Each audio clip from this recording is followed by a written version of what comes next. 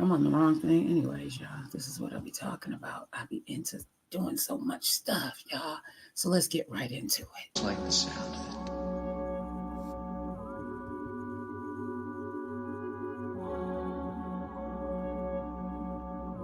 Come on in.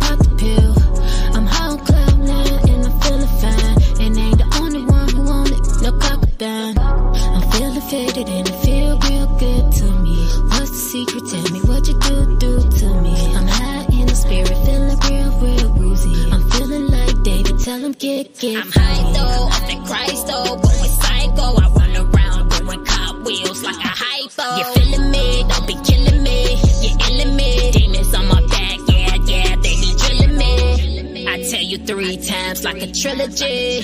Eating up his word and give me energy. Tell the filthy devil, get up off of me. Saying you gotta pay, ain't nothing free. I can't come down, it's only up from here. I can't shake this high off, yeah, I know it's real.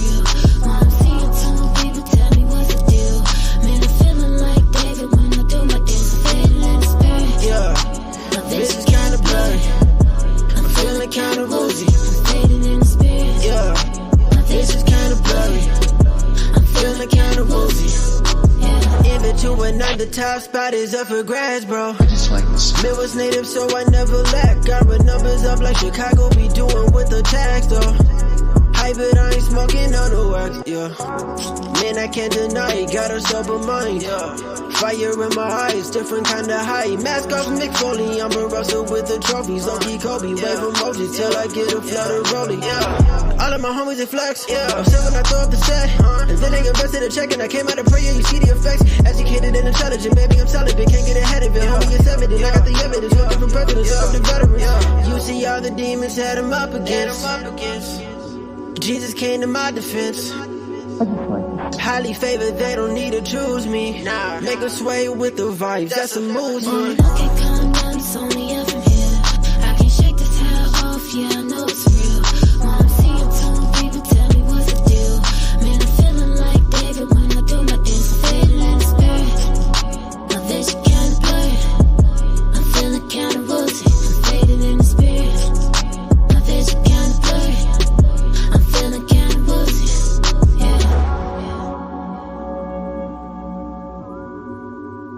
Grandest of risings, I just like the sound. grandest of risings. We are here, grand rising, everybody, grand rising, Jackie, grand rising, trending, grand rising, El, grand rising, everybody, Tia, Jackie, grand rising, everybody who's coming in, if whether you are on the YouTube side on Green Links Media, thank you so much for joining today. Good morning, Queenie, good morning, Marilyn. Make sure you head on over to Green Links Media and subscribe. Yes, Grand Rising, Yaya Boo. We are here to talk about what happened. I can't lie, y'all. I'm stunned. I'm so stunned. I gotta go ahead and mute this. I did not expect this close of an election. I didn't expect it. I really thought that something was going to change, but if I wasn't afraid that I was going to get this particular episode struck down, I would play This is America. This is America. This is America. This is America. Is it not? This is America. This is America. This is what we're dealing with right now, Chemical Tanker. Grand Rising, Miss Chemical Tanker. I am just like all over the place. Grand Rising, Tamara. Grand Rising. I got to trust God. Yes, D, Miss Chemical Tanker. This is America. 3 Ks you need on there. You need 3. Grand Rising, fella. Grand Rising. I blocked that Maryland dude. Hope you didn't know. I didn't even know Yaya Boo. I appreciate you for doing that, love. Thank you so much. Yaya Boo, fella, Eddie, everybody that's on, Heather, Jimmy, everybody that is on this morning. Jelani, Grand Rising to you. Thank you so much for tapping in this morning. I need to know what is going on. What do we think happened? Can we please? So we have to talk about this. What happened, y'all? What happened? Oh, goodness gracious. So much to talk about, yeah. So much to talk about. Jelani said, I'm mad as HELL hockey sticks right now. Trump got into the White House. I'm mad as LL hockey sticks. Tamara said, I was shocked but wasn't surprised. Tamara, you know what? I think that's the consensus right there. A lot of people are shocked but wasn't surprised. Why are we not surprised, y'all? Why are we not surprised? A lot of us are shocked but not surprised. That is, yeah. Good morning, everybody. Good morning, everybody. Good morning. I didn't even put any good morning. I want to open it up by playing a video. So I got a lot of my commentary from watching CNN and different news outlets. Everybody, I didn't even share this live this morning. So as I am talking through this, I'm going to, as I am going through this, I want to play a few things for you. One, I've been watching CNN. And there's something that one of the commentators said on CNN. I want to make sure that everybody can hear as well. So I'm going to move the computer a little bit closer, make sure that my camera is aligned, because I want to play a video. I want you guys to tap in on this video. I'm going to play pieces of this video. Again, you can go on CNN, on YouTube. Shermichael Singleton is the commentator's name. So let's go in there. Jelani said they want Trump back in the White House because Trump supporters love Trump so much they don't want him to lose. And Kamala Harris didn't speak last night. She should have won. The votes were rigged. That's something else I want to get into too, Jelani, and everybody that's on here this morning, because that was one of the questions. I'm like, wait a minute, because some of these states turned. Y'all look at the map. Look at the map. That sucker is darn near red, it looks like. Look at the map. It is crazy. And again, how did we get here? Good morning, Joanne. How did we get here, everybody? How did we get here? A lot of us thought, and we talked about this last week on the Vet Green Show, a lot of us didn't even think that we would even know who the president is going to be in 2025. A lot of people thought that. A lot of us, we talked about this. We didn't think that we would know by Thanksgiving. But did we not? Did y'all watch the numbers last night? Those numbers stayed relatively high for Trump very, very early on. I felt like I fell asleep, woke back up, and the numbers were still Trump trending his way. So I'm going to go into this video. And again, thank you everybody for joining us for another episode of the Vet Green Show. Make sure if you are watching, wherever you are watching, please be sure to subscribe, like, share. This is a conversation. I am not here to judge anybody for what you believed in and who you voted for. At this point, it doesn't even matter. We are here now. Yeah, we are here right now. How did we get here, and what now? What now? Because we're here now.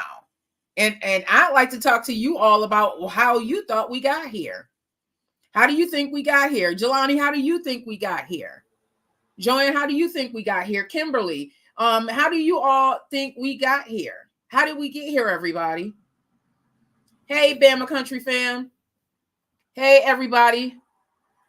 Thank you, Yaya Boo. Get them, Yaya Boo. Okay, you know we gonna have some haters on here this morning, but you know what? Like I said, I'm here just to open up the conversation. I really am. I'm here just to have the conversation. So let me go ahead and here and start this video. Who would say hell no when you spent 3.5 years criticizing years. I know a whole lot of Republicans who would say hell no when you spent 3.5 years criticizing these people, calling them racist, calling them bigots, referring to them as uneducated. And now they've won. They've shown force. They've won. They've rejected. Okay. Grand Rising, DJ Larry Loud. I love to, and anyone that would like to come up and join the conversation, come on up. Black men, I need to know, how do you feel? Because I can't wait for the numbers to come out. I want the data. I want to look at the data, because I have a feeling that the data is really going to amaze a lot of us. Grandest of Rising, DJ Larry Loud, thank you so much for joining me this morning. Go ahead and introduce yourself to the listeners, everybody. If you have not started following DJ Larry Loud, make sure you are. DJ Larry Loud, welcome up to the stage. Thank you so much for joining me this morning. One, introduce yourself. Let the listeners of the Vet Green Show know who you are. And number two, as a Black man here in America, I would like to know your thoughts on this race. Hey, love. Grand Rising to you. The loudest man in town, DJ Larry Loud. Boom, boom, boom, boom, boom. and they can follow you as DJ Larry Loud on all platforms. Yeah, just shoot me a follow. I'll follow back. That's what I do. Spread the love. We spread music. We spread love. Jessica, thank you so much for coming on this morning, Jessica. Bloodlust Official. Make sure you subscribe to Green Links Media. Thank you for tuning in from YouTube. So Jessica said, I feel absolutely hopeless. I feel like a lot of us feel this way today. DJ Larry Loud. So as a Black man in America, how do you feel about this election? And I mean, the race is crazy. It was really, really close at first. And then the numbers, the numbers are there. I mean, you got to look at this from a bunch of different perspectives. We never really had a voice in this in our own country anyways. So why is this any different? We're going to move on and keep pushing forward like we've been doing. We just got to understand what happened and move accordingly. We got to look to ourselves. That's all we can do. That's all we ever did. Yeah. Coming from Western New York, how divided it is. Yep. Amongst the people. Yep. Which goes back to amongst the people. Yep. Which goes back to what Tamara said. We gotta do, and not just as Black men, just as just men of color. It don't just affect Black men and Black women. It affects people of color. And we got to look into ourselves and unify ourselves. Because if we don't do that, we're going to be stuck back 100 years ago. Yeah. And that's how I feel. I mean, regardless of who would have won the race, we still have to look into ourselves. Yeah. Until we fix us, until I'm going to talk to my brothers, until we fix us, we always going to be stuck. So it don't matter who wins, who loses. It won't matter in 4 years until we stand up and fix us. Because we're a broken people. Our tribe is scattered and broken, and we are not unified. We'll argue over if this is a stick or a twig. Yeah. So this race really don't mean anything. I mean, the people's voices don't be heard anyways. You know who elects the president. And a lot of people are waking up feeling that way. Welcome up to the stage, Pastor Jelani Phipps. It's time to wake up and understand that until we unify ourselves, and once we do, the war, not the war, the battle's gonna come. We're in the battle. We're in the battle. I want to give Pastor Jelani. Pastor Jelani, thank you so much. Welcome up to the stage. I want to say something that you had stated on Facebook, and thank you again for joining us today here on TikTok.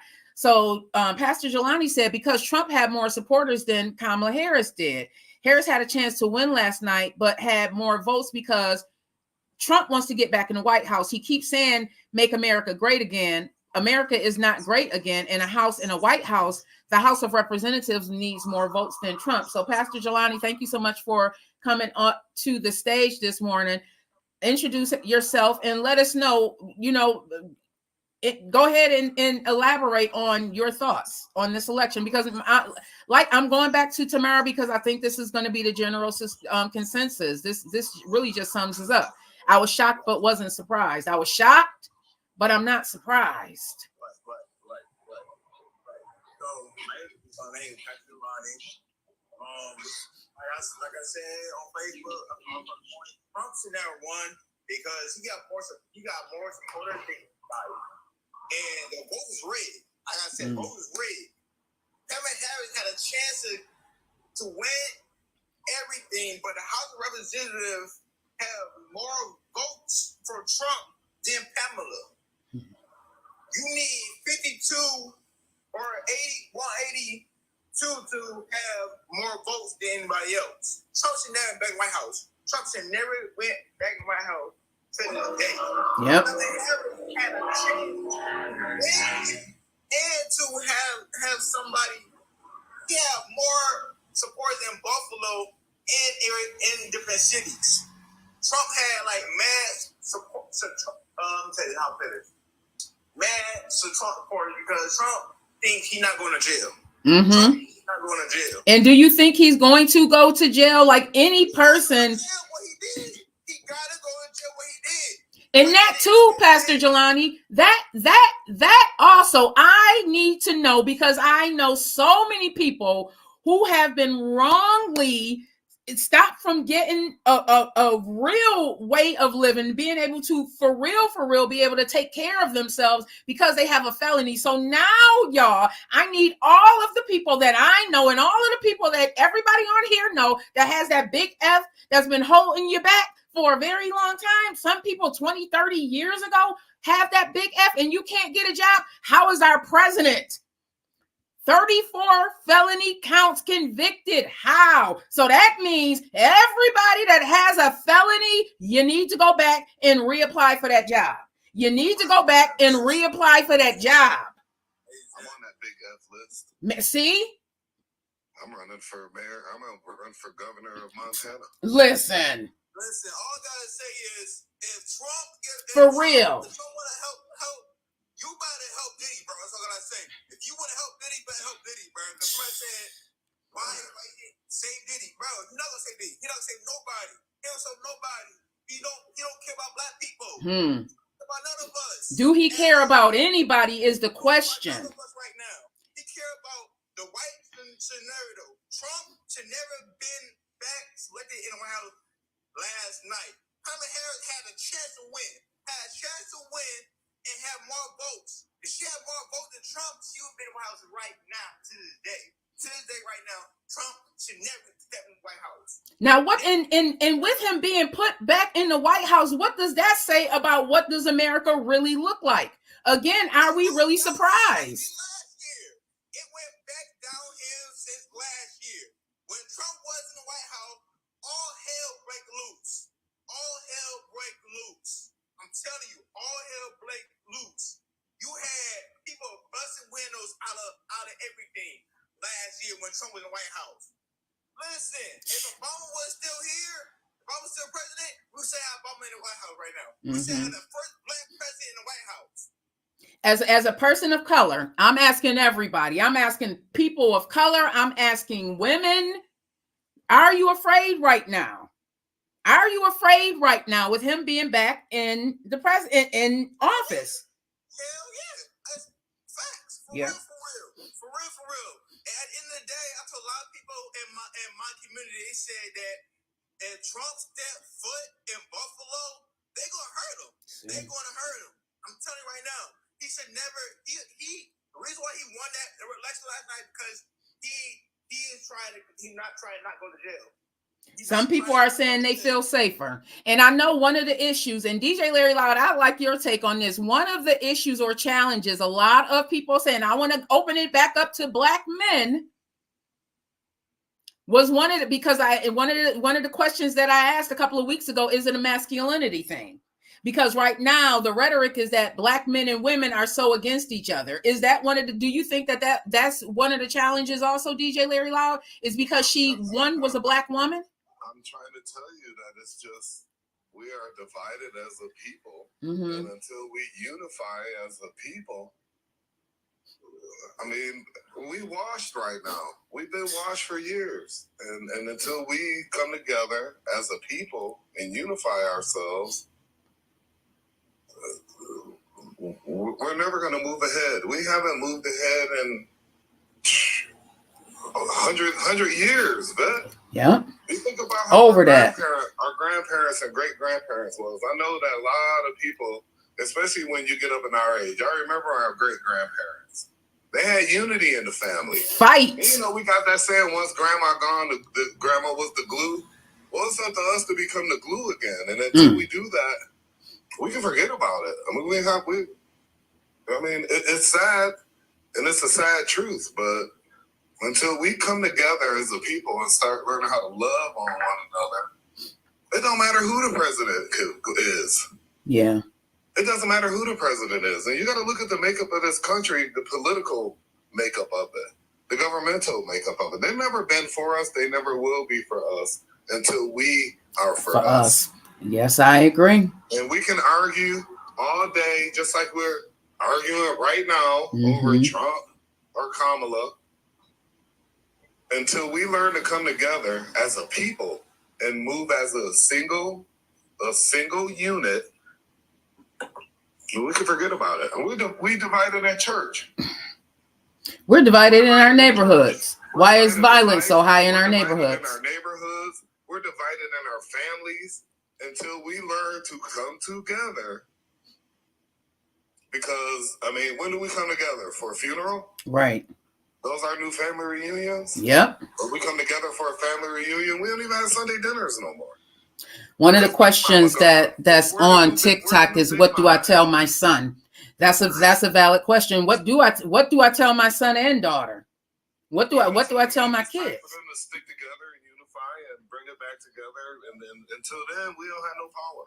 One of the other challenges in this election seems to have been that a lot of the younger folk, like my kids' age, weren't out there voting. There's a lot of our kids who don't believe that their vote even matters because they look at this political climate that we're in. Hey, she's so dope. They look at this. Thank you for coming up to the stage. They look at this political climate that we're in, and they're saying that, they need to just dismantle the whole thing and start over. So I don't want to vote for something that I don't even believe in, which again, a lot of the one of the issues that was at play was a women's rights. Now, if I'm being honest, I don't have that challenge because I can't have kids, but my children, my daughters, who again, they're saying that particular age group, that 18 to like 30 something, those people weren't really voting, but they are the ones that really have been, they're going to be affected, God forbid, if they have an unwanted pregnancy. What do we do with that, y'all? What do we do with that? How do we get people, not even just the younger generation, how do we get people out there voting? Because it can't continue to be people our age, DJ Larry Loud, out there voting.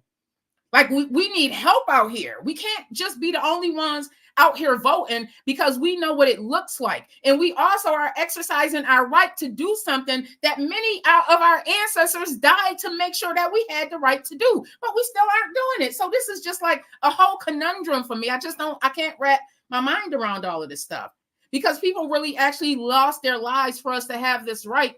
But then we have somebody like Trump back in the White House, y'all. Good morning, everybody. Good morning. She's so dope. I feel bad to be from Pennsylvania. Like, my people felt me. My black men felt me. Like, this is sad. And I love my black brothers and sisters, but if you didn't vote, you got this man in office. So we got to clown for president again. I got up and I voted.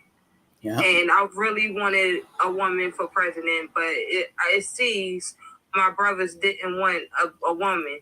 Y'all wanted a man that don't care about us, that talked down on us, and showed us how he really feels. And then I just can't. This is hurting me. I don't know what to tell my son anymore.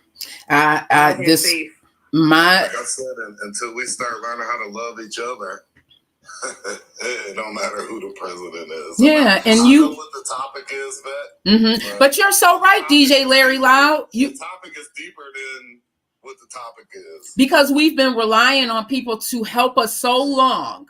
We and a lot of times this is how we move when somebody say they're going to give us something. But y'all, if I'm being honest, do y'all see what waiting on a handout has landed us? Why are we still so far behind? And I'm talking about anybody that is not what the normal Trump followers look like. And I know it's a scattering of y'all that look like me in there. And I get why, because economically, like it's a struggle out here for us. And y'all believe in what this man has to say. And I feel like, again, it's a masculinity thing. Like, because y'all trust him more than y'all can trust a woman. And on top of that, a black woman. Y'all would trust this man because I don't know. Is it because he has the felonies? Is it because he too is a convicted felon, like so many people out there that's living in America? Do y'all feel like that is maybe the issue, that he is now relatable in some kind of crazy way? Is he relatable now?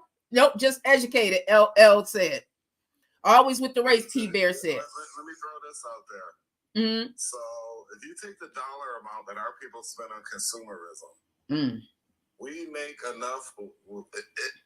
It seems like it's a struggle out there, Vet, but we spend $1.3 trillion annually on consumerism. And like I just said, unless we come together, we have the power and the money to change the makeup of this country.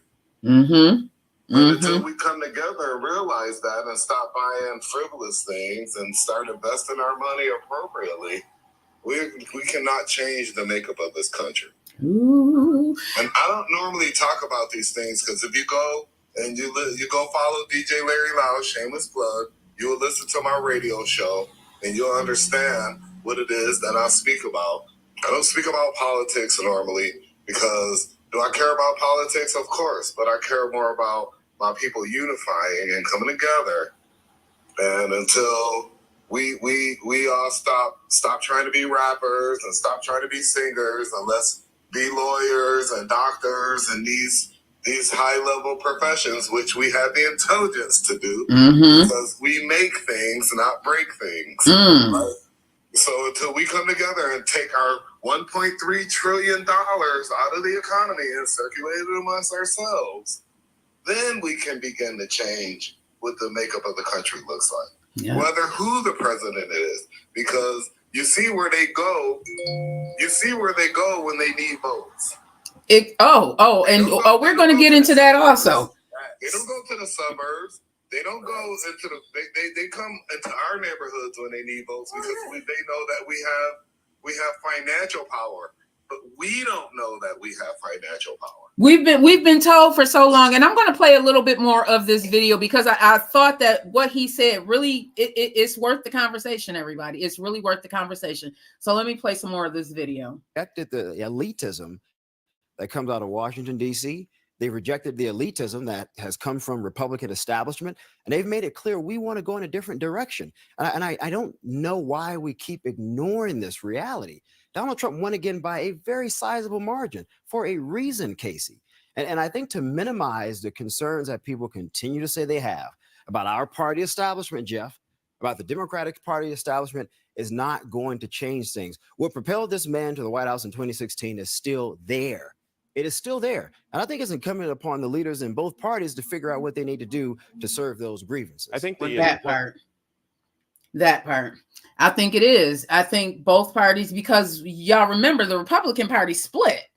Like this is what is so shocking, because that party split, and a lot of them seemingly, if we believe the rhetoric that was on, fed to us, a lot of them didn't even want him in the office. So how did he eventually get there?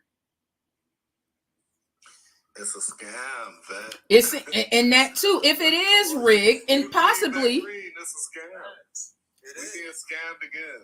It is. Ken said the Democrats split too. Yeah. We've been bamboozled, hoodwinked, right? Come on. Yeah, true. I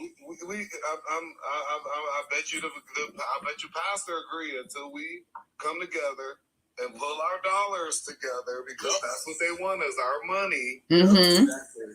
Until we pull our 1.3, probably close to $2 trillion.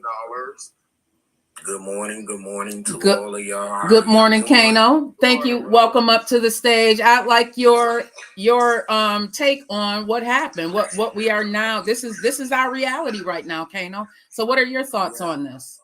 As I heard the brother was saying, we have so much money that we endorse in others.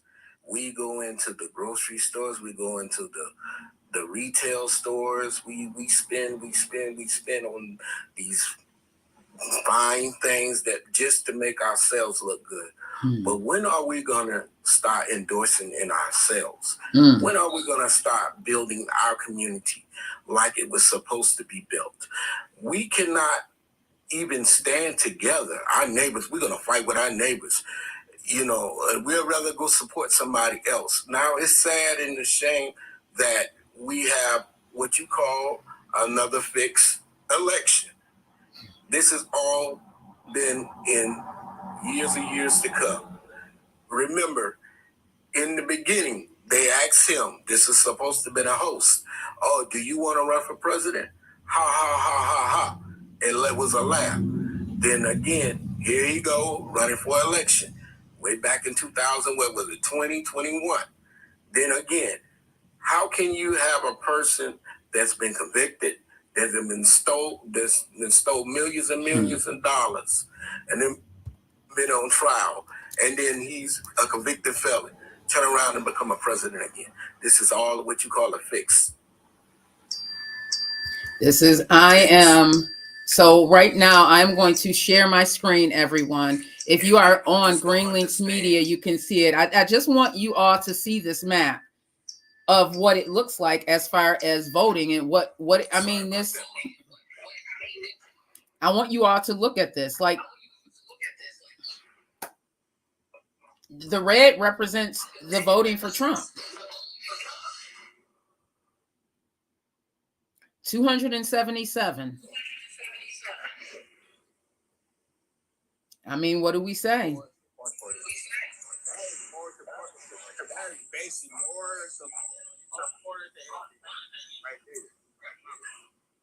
For real. And I gotta say, I agree with everybody right in the day.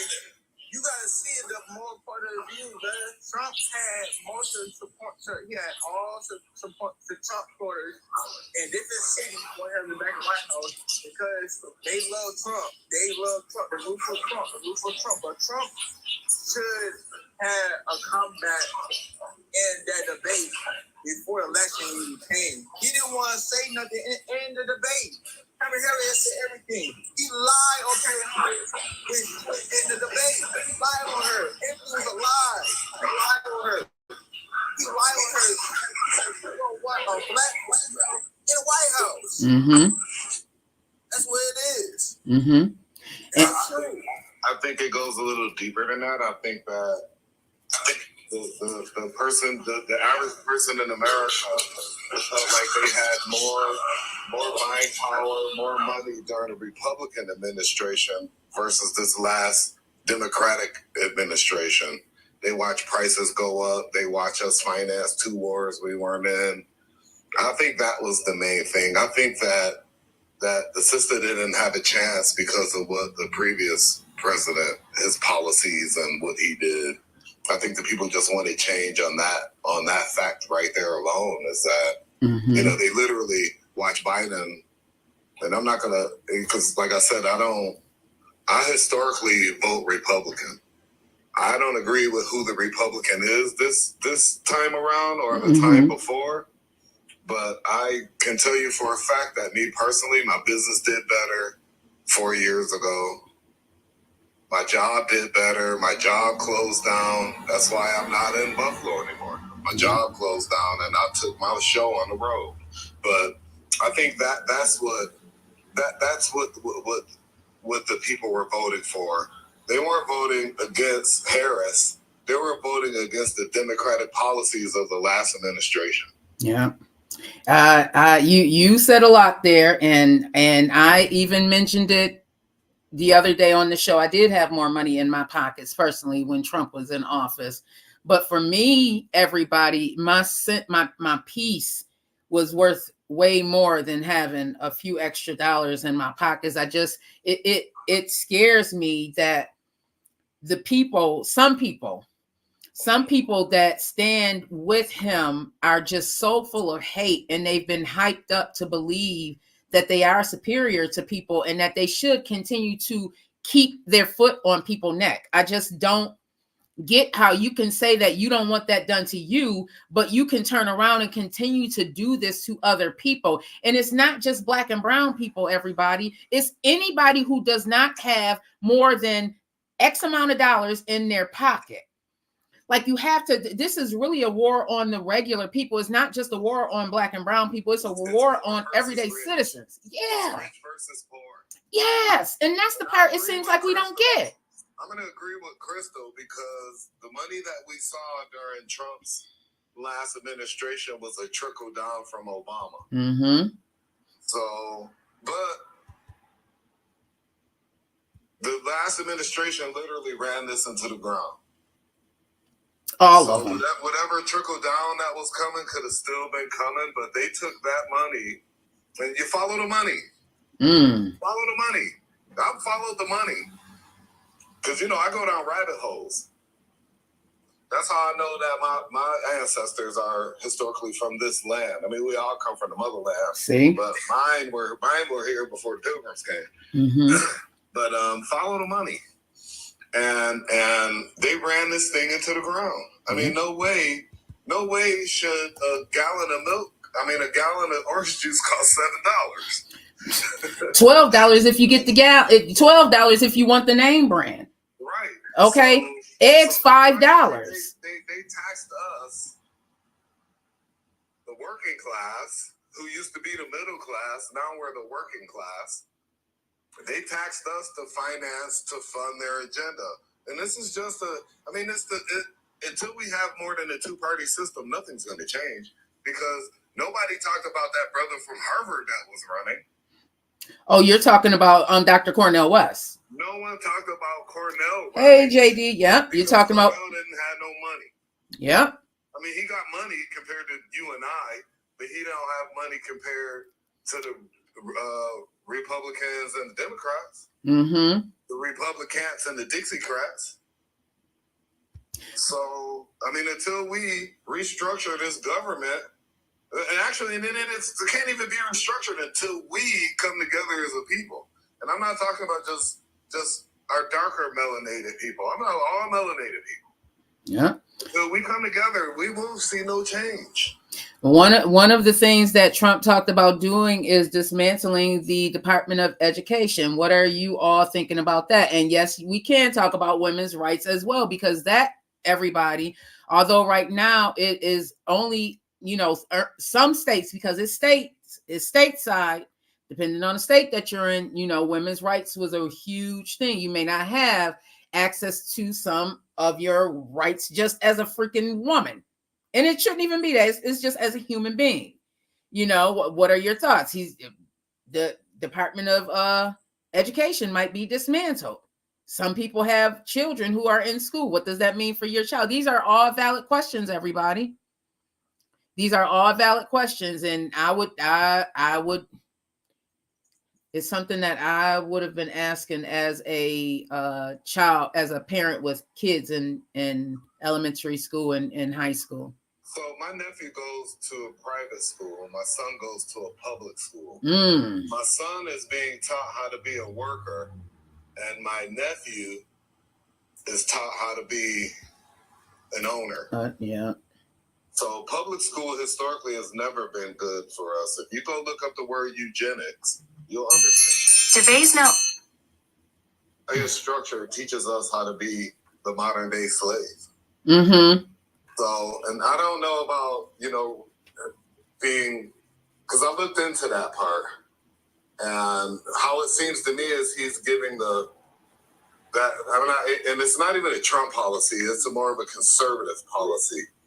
So that is the way it reads, and you really got to read things, and that's our problem. We don't read books anymore. We just want to Google. Mm-hmm. But you have to read things, read scholarly articles, and it reads as if they want to give the power back to the people to make the choice of where your kids are schooled at.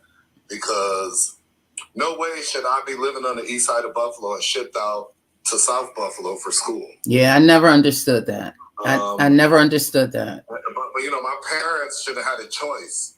And I know kids that went to Catholic school. I can't remember the school. It was a Catholic school right there on Niagara and Hudson. Might have been like St. Mary's or some whatever. You know how they name their schools. Mm-hmm. Those kids got a better quality of education. They got beat more because they used to beat us in school. I remember the Catholic school. Beat more, but they got they had a more quality of education than we got in public schools. Some public school teachers ain't care about us. Mm-hmm. I want to play. I think that the power needs to come back to the people, because you can't even spank your child.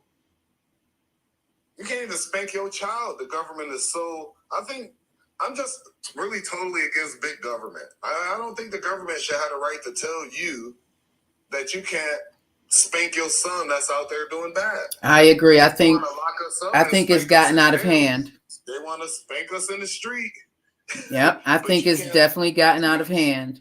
I mean, you know what the Bible says about these things. I think we need to get back to those principles. Because, man, I'll tell you what, if you ain't never had to go get your own switch, then you don't know what I'm talking about. Woo, yeah. Okay, now, welcome, Crystal Roberts. Thank you for coming to the stage. Go ahead, Pastor Jelani. Beat down, killed, and brought back to life, killed, and brought back to life again. I turned out just fine. Okay, look at me now. Hey, Crystal, thank you for welcome up to the stage.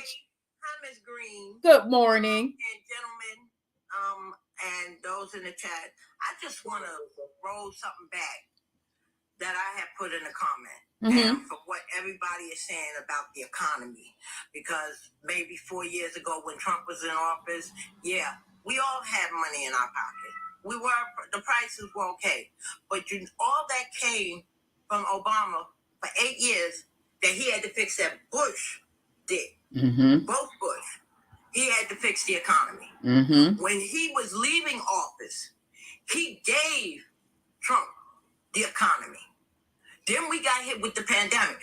I don't know if everybody noticed, but Obama gave him a playbook on what to do when there's a pandemic. That man was telling everybody to put disinfectant in the syringe. Oh, yeah, he avoided it. I remember watching that, Crystal, him telling us to put bleach.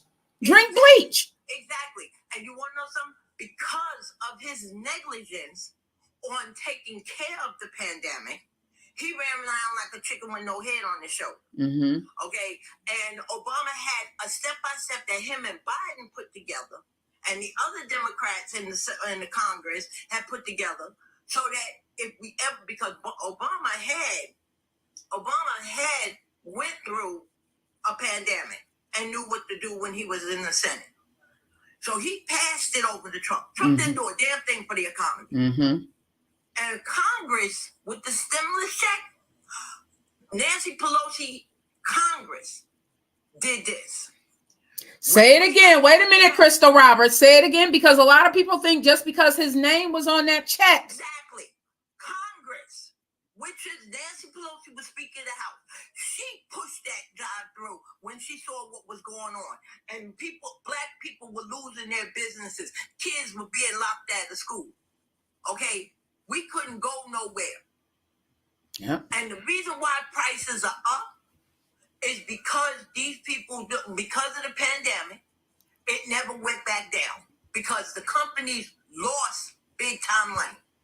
So they trying to get that money back. When people were buying 50,000 packages of toilet paper and paper towels because of the pandemic. The groceries are off the shelf. But you want to know something? Harris had a plan. She done went through and took down big corporations. Hold on, sister. Let me They turned around and they did not want her in there because some companies knew she was coming after You said that Nancy Pelosi pushed what through? Nancy Pelosi pushed for the Stimulus. The first stimulus for $2,000 or whatever it was. She pushed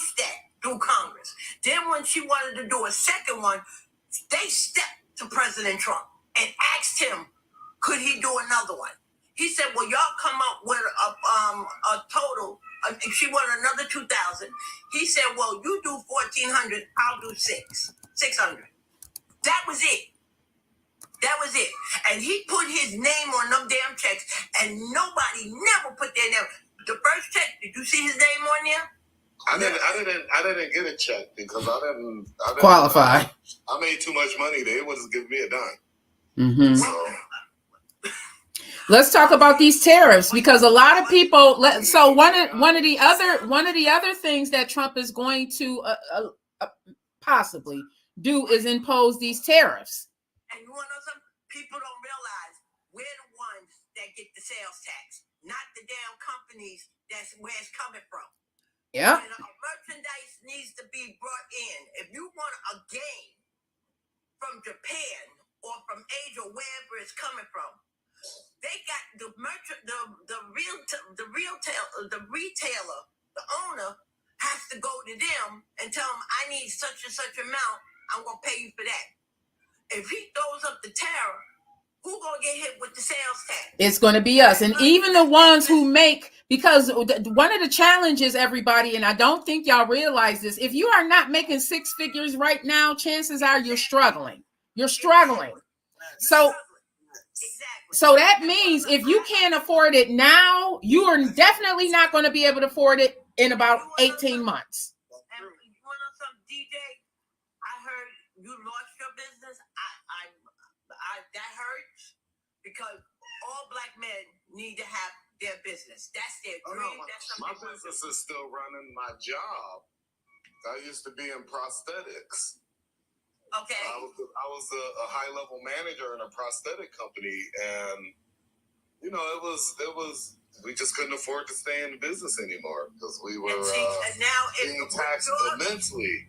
With your expertise and if you ever wanted to open up your own business, if you don't have an 8-point-something credit score or 6 figures, you ain't getting no kind of bank loan.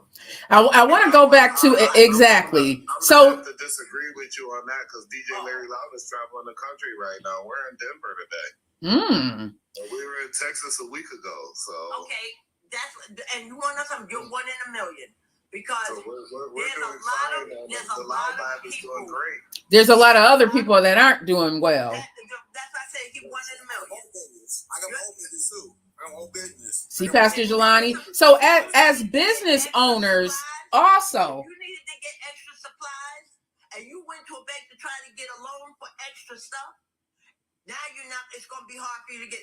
That's why Harris was trying to push out to help all these small businesses that lost their business during the pandemic to come back. All right, I'm gonna give y'all a free gem. I'm gonna give. If there's any veterans out there and you're looking to start a business, and this program is not dependent upon who's president and who's not, go to Boots to Business, and they will drop you an SBA loan and teach you how to get grants for your business. So if you have any veterans on your squad, tell them to go to Boots to Business. Boots, BOOTS to Business? Boots to Business. Okay. And there's ways to get money for your business regardless of who's in office. Well, so, you want to know something? Small business has ran America since the conception of America. I put if you are watching, you can get the link on Facebook or Green Links Media. Go ahead, DJ Larry Loud. On my people, because Vet know what I do. I do independent radio. I play independent hip hop, R&B, pop. I go to the independent community. I stay out of the mainstream community, so I look to my people and me and my people circulate money. Grand Rising, Rachel. Okay, and I applaud you for that, bro. Hey, man, I gotta check out. I gotta take this call. Oh, I appreciate you so much, DJ. Thank you, Larry Loud. Probably want to vent about Trump winning the White House, so I'm gonna give her that platform. And I still need to talk to you. Yes, we. send you some shows. Okay. Well, thank you again. Let them know also again how to find you on social media, DJ Larry Loud. DJ Larry Loud on everything. All right. Thank you so much. All right, y'all. Have a great. Be blessed and keep your head on the swivel. Yes, we have to. I'm going to play another video, and Pastor Jelani and Crystal, feel free to stay. I want to play another video. This young woman, again, this is from CNN. I thought she had something to say about the conversations about just the different parties. So let me go ahead and go into this right now, everybody. And again, if you are on Facebook, thank you so much for tuning in. TikTok, YouTube. Thank you, everybody, for tuning in. And make sure while you are there, subscribe to Green Links Media, because we have dope conversations like this. I like to open up conversations for real conversations about things that really, really matter to real people. Exactly. Crystal, and this really matters. Okay, this is serious. I've been on CNN since yesterday morning. Me too. I fell asleep. 3 o'clock in the morning. Me too. You too? Me too. My whole house has been up since it's like nobody could sleep. I've been up since about 3. I was upset. Georgia, I don't know what the hell happened. Come on up, Yaya Boo. I just left Florida last night from Tampa Bay, Florida, my hometown, and everybody in Tampa right now saying that Trump should never won in the White House because Trump is dick riding everybody in the economy right now. That's not true. That's not true. If you look at it from last year to now, Trump has something to say about everything. But at the end of the day, it's a twist. It's a twist in something. It's a twist right now. Right now, I went to Florida because I need to see what's the difference in that. So when I was in Florida last night, because Trump was in Florida that night, he had more votes in Florida than anybody else. I don't care about that.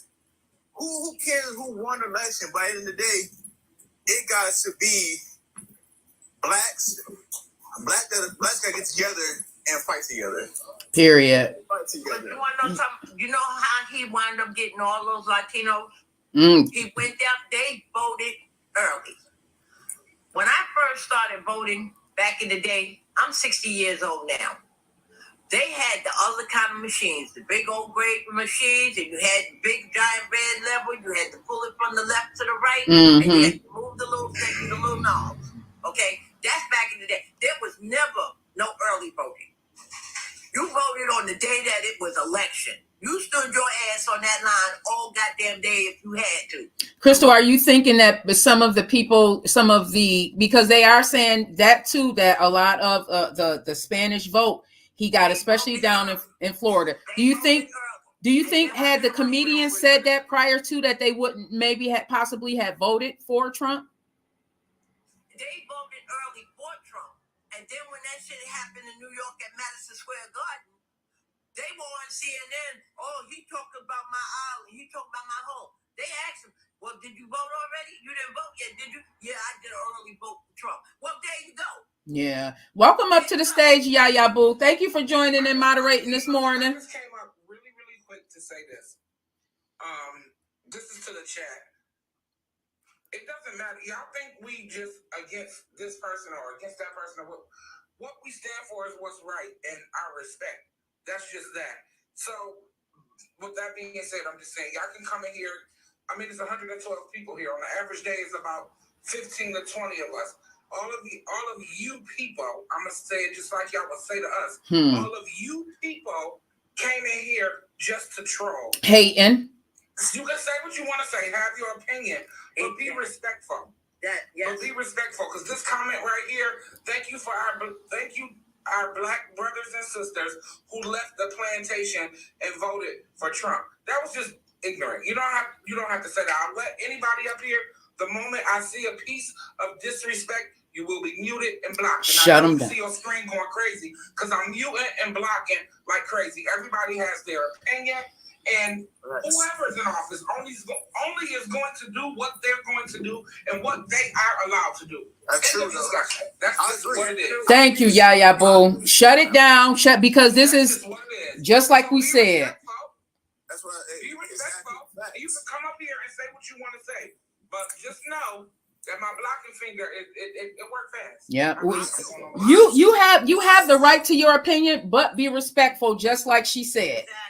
Be respectful. There's no reason to be disrespectful. This man, and you know, this man just, this is what I'm saying. Like, he brings that out of people, and that is what's scary. And what's even scarier is that the people, a lot of the people that voted for him, that is doing just as bad as a lot of us black and brown people who's struggling right now. Y'all gonna see. Like, it's just your skin that you think that you can relate to this man, but at the end of the day, he's still a rich man that was born rich and going to die rich. He can't relate. They are not like us.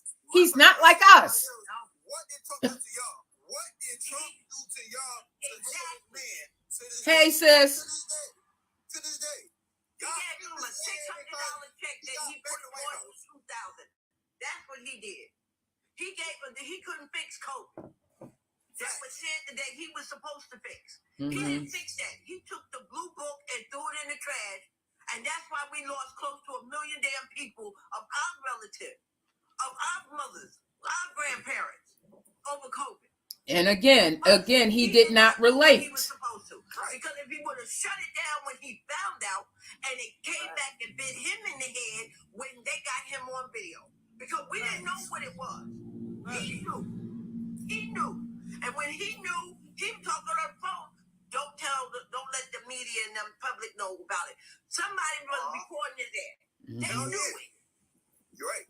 And the reason why he couldn't relate is because he's never had the same experience that a lot of the people that were passing away. Remember, it was the people that were, it was the people in the hospitals passing away. It was our people who already had lingering diseases, which normally affects us because of the diet that's been placed on us. Remember, we aren't even eating the food that we would have been eating had we had our culture. We're eating the food that we were made to eat because, again, we got the scraps. We got the scraps. We made it into something like we always do. We got the scraps, y'all. Y'all always depend on somebody else that get in the White House is more great than us. Today, like I said, what did Trump do to any one of y'all to this day? No. Trump did nothing to y'all. And you want to know something? Last night I was listening to a broadcast, and there was this black man that was on there. I forgot what his name, Malik something. And he laying there, he voted for Trump. And he said, a young lady asked him, what did Trump do for you? What is he going to do for you that made America great for you? And he said, he going to make America great. Well, what was it? Jim Crow? What the hell did he make America great for us for? Or what is he planning on doing making America great? You know what? That make America great is make white again. That's what it is. The supremacy. And it's not even and I can't say it's every white person because it's not. It wasn't, Yaya Boo, and that's the part that people failing to realize. That's just it. He throw out make America great.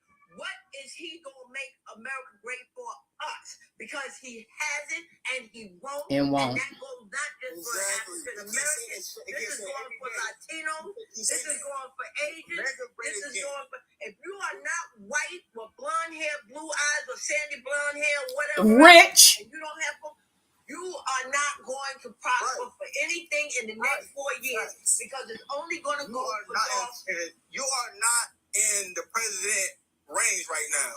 You at the bottom. President, anything who's in office is on top right now. Whoever's not in office, y'all need to stop hating on Trump. Stop hating everybody who came in office. For real. They made more money than we are, but Joe Hernandez, who begging? They are begging because y'all want Trump and wow. What did Trump do for y'all to this day? I'm keep asking that same question again. The ignorance. What did Trump do for y'all to make America great again? The ignorance.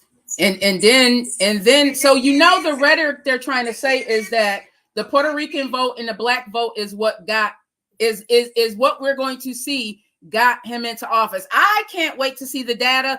I'm going to play a little bit of this video, everybody, because I want y'all to listen to this and they talk a little bit about this because, again, the data is not going to lie, hopefully. And then the other thing, if it is rigged, do y'all think that Kamala is going to act like he did and you're going to see a bunch of people? Exactly. No. Exactly. Because you know what? She's too much of a lady. Women lying to their husbands. Before that, it was Tim Walz and the Cam. Going to stoop down to this man's level. Mm-hmm. True. And won't. I found out last night. Guess who was down there at the Capitol ready to attack again?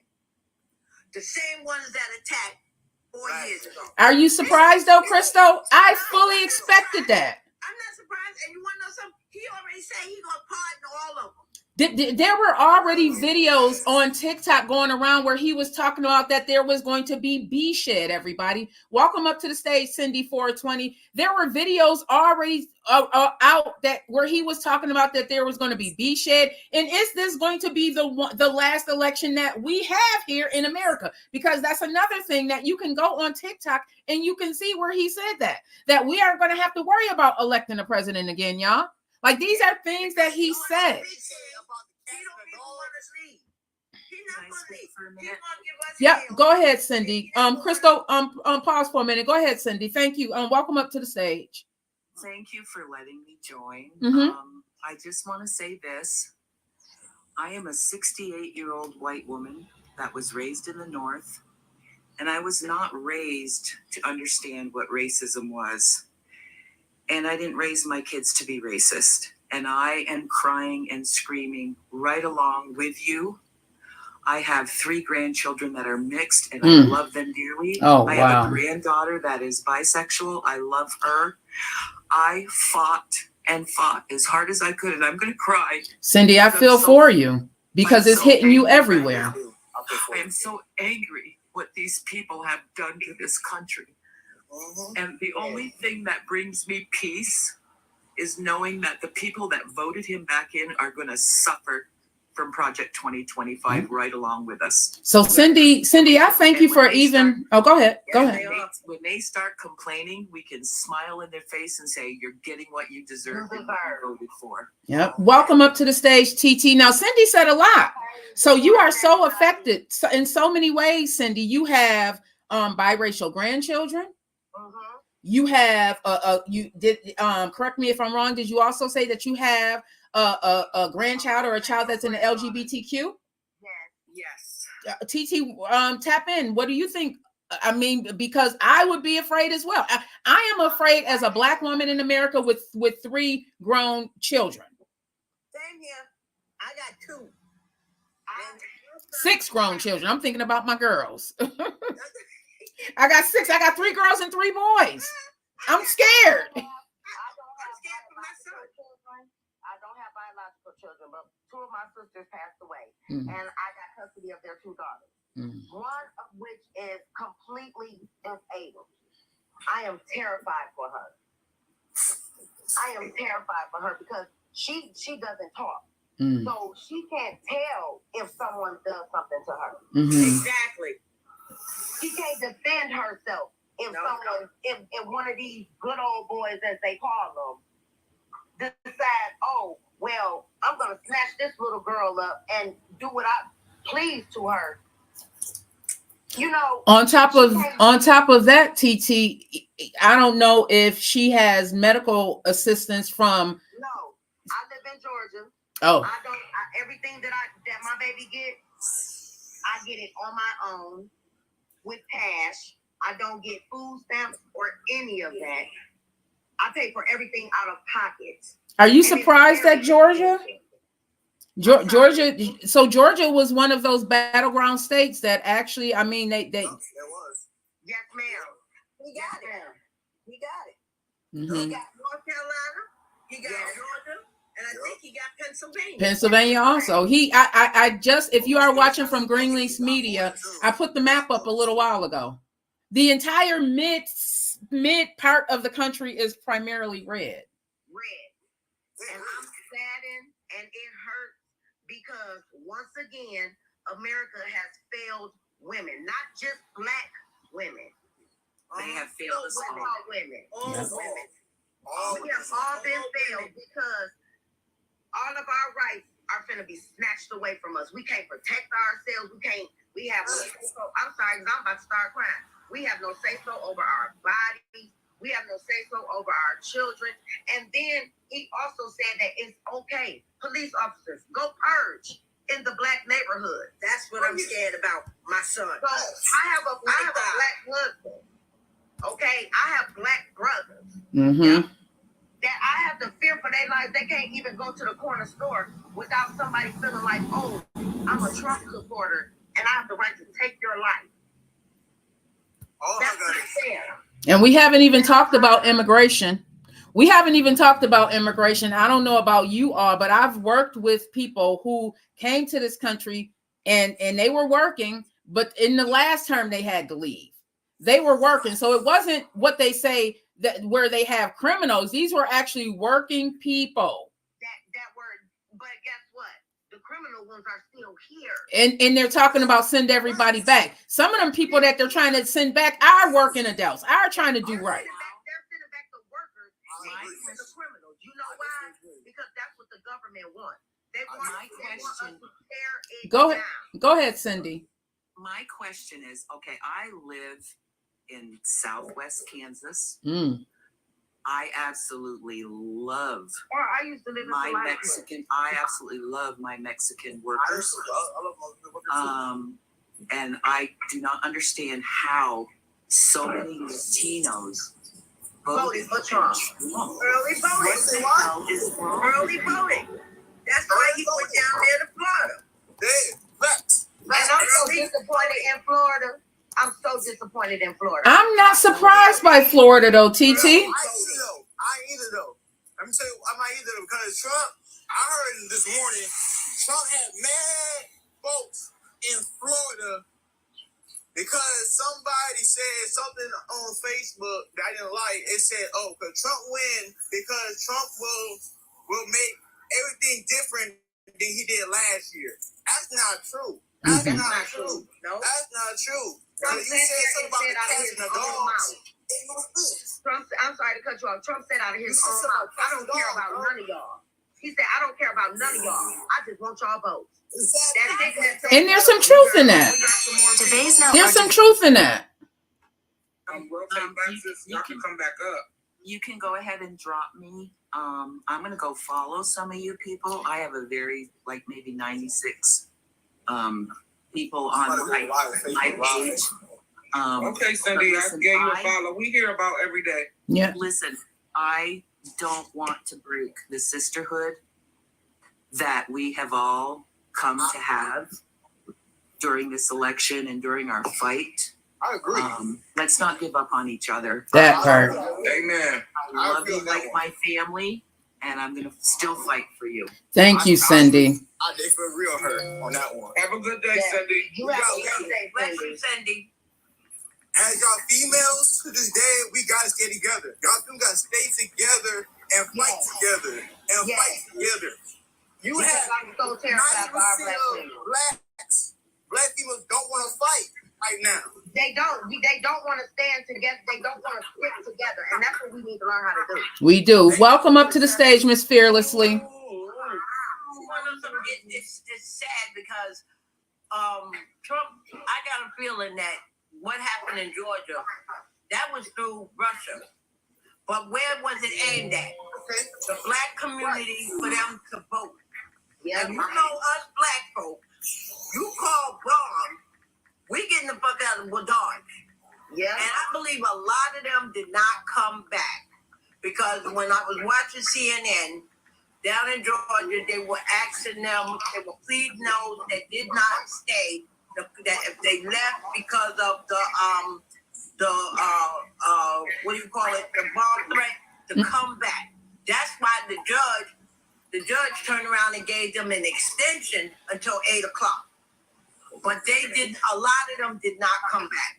See, we saw the craziness, Crystal. They were blowing up ballot boxes and everything. Like that was real stuff that was going on down there. Exactly. Let's mine. Did my registration. Mm-hmm. I've been an absentee ballot 4 times, twice. When Obama and the last one, and this one. This makes the 3rd time. I agree. And I always ask for registration. I can't stand on the long lines. I just had surgery on my back. Yeah. Okay. Welcome up, Miss Crystal. Crystal, I want to give Miss Fearlessly a chance to speak. Welcome up to the stage, Miss Fearlessly. Thank you, everybody. Make sure you are also following Green Links Media while you are here. Miss Fearlessly, welcome up to the stage. I'd like your input on this, and also. If you're not talking, please mute your mic. Thank you, Yaya Boo. Your mic on mute. Thank you. Hello, y'all. I just been listening and listen. I'm gonna say what I need to say, and I'll drop down so somebody else can come up. Was I a little sad about it? Yes, I had my moment, and then I dusted myself off and got it because we're not gonna take this laying down. And Kendrick Lamar said it best. As long as we got God, we gonna be all right. And Big Crit said it even better. I'm sick and tired of being sick and tired, but I'm never gonna lay down. That part. My biggest issue was with these Christian nationalists because that's what they are. They're not true Christians. And my issue was with his supporters. Vote for who you want to vote for. You have that right. But do your due diligence and freaking go and do your research. They didn't do that. They just took what he said and what the right said and ran with it, which is why he said what he said back in the 90s. If I ever ran, I would run on the Republican ticket because they are the dumbest bunch of voters. And he was right. I would call them misinformed. But, you know, I've been on here and I've seen a lot of people crying, doing videos because they're crying, because they're scared, you know, because they have family members that are. And it's a real fear. Yeah, they have family members as part of the rainbow community. I don't know if I can say the actual community.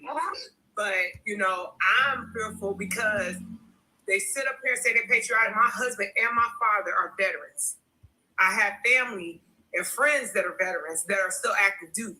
Y'all say you're patriotic, but y'all don't give a daggone about the doggone military. Because if you did, you would not have voted for this person because he said everything. He ain't no Christian. He said he wasn't no Christian. He said he doesn't pray. But y'all are saying that God sent him. God didn't send him.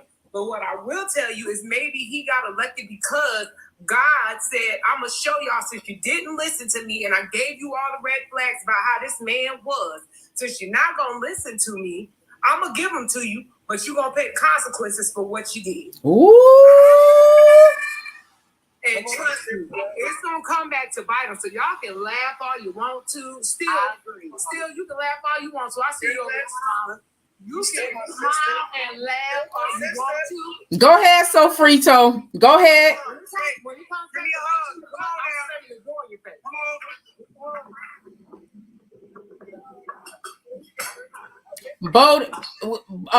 Bowden, go ahead. You are next. Thank you for coming up to the stage. Let us know your thoughts on what's going on. So, Frito, we can barely hear you. Go ahead, Bowden. How everybody doing this morning? Blessed and highly favored. It's a sad morning in America. Yes, it is. You know,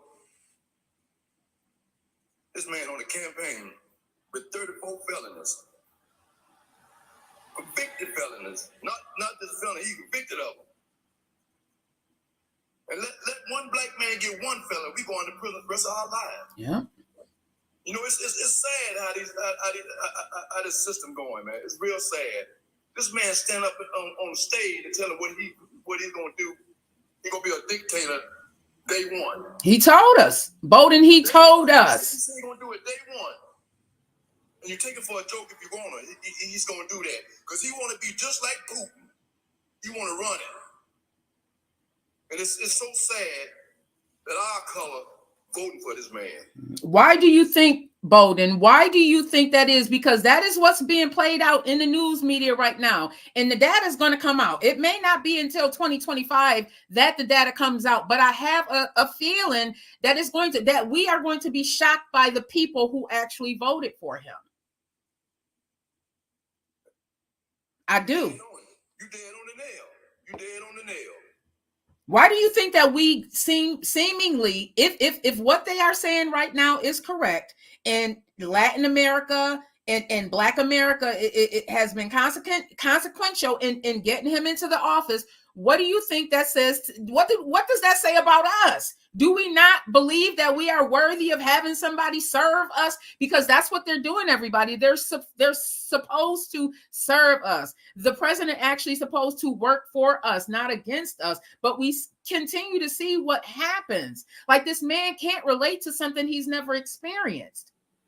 So, Frito, I see your hand up, and I'll get to you in a minute. But he can't relate to something he's never experienced. So, as Black and brown people and Latin people and white women, why is it that this man is in office? Like, he's there. This is where we are right now.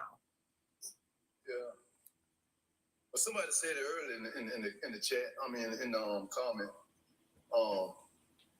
This man don't care about nobody. All he wants is them people vote.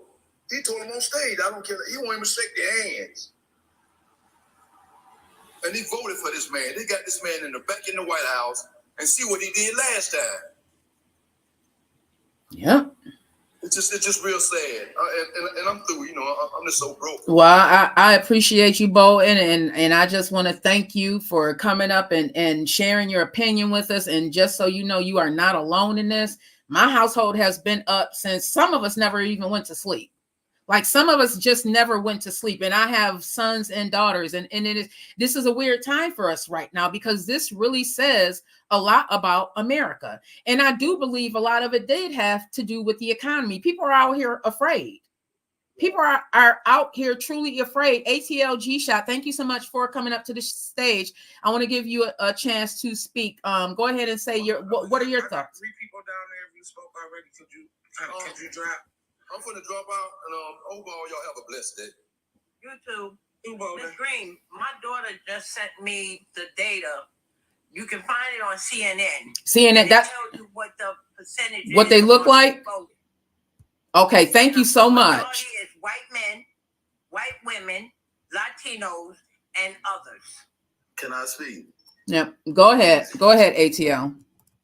Hey, how y'all doing today? So, I feel like everybody that's feeling some type of way about what's going on, y'all really got to pay attention.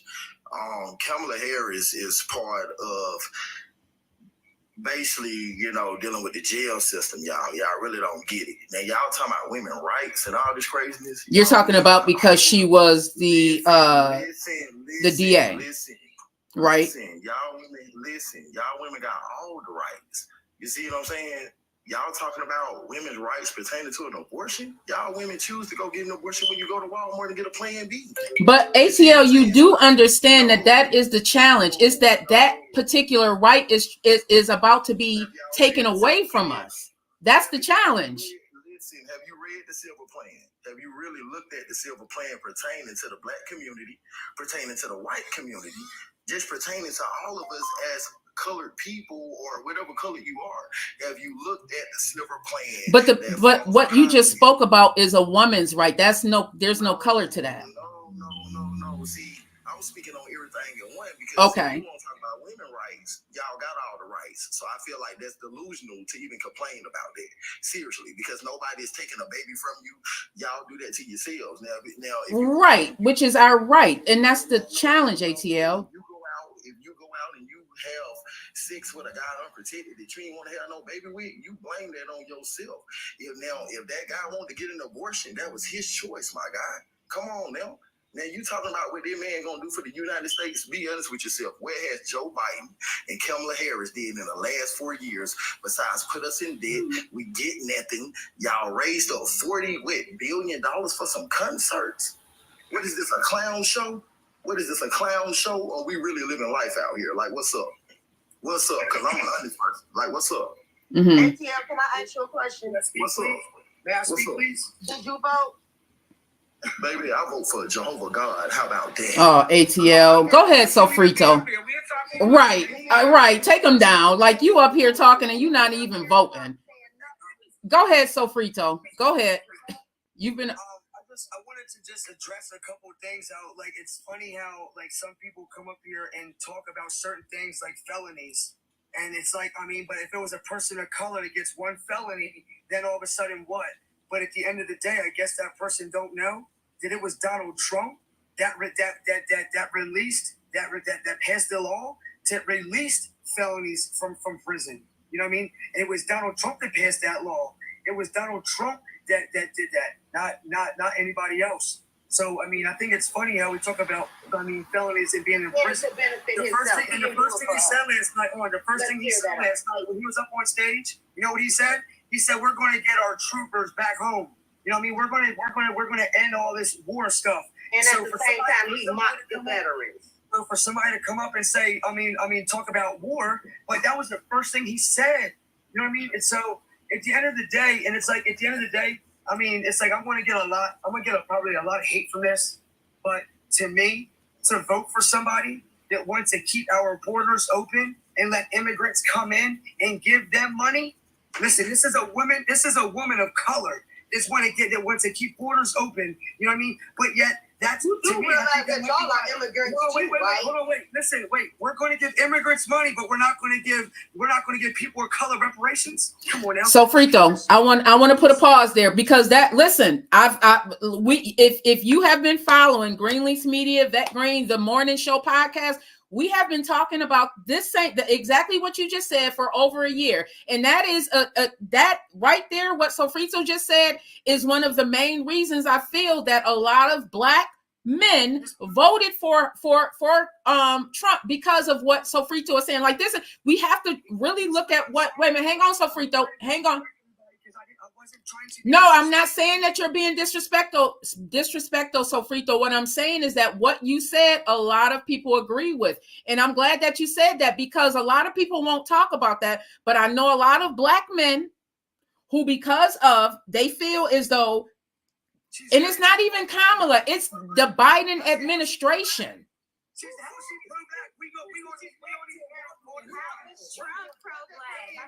A lot of people feel that the Biden administration catered more to migrants that were coming over here. And that is what that has been a major issue for a lot of people. And that's what, again, took a lot of people to the polls. And that's another reason why a lot of people voted for Trump. We can't deny what's been going on in the news. We can't deny that cities like New York City has been inundated with migrants, and they already had a homeless problem. We talked about it on Brooklyn of the Brown Table like 3 years ago, y'all. These have been real issues. And again, we are talking about this is what America looks like. So I'm going to ask everybody that's on this live, do you think that it's the economy that really won? And that's one of the reasons why Trump has been voted into office, because people, regular, everyday people said, you know what? Although Kamala might be safer, and you know, at the same time, I'm struggling here.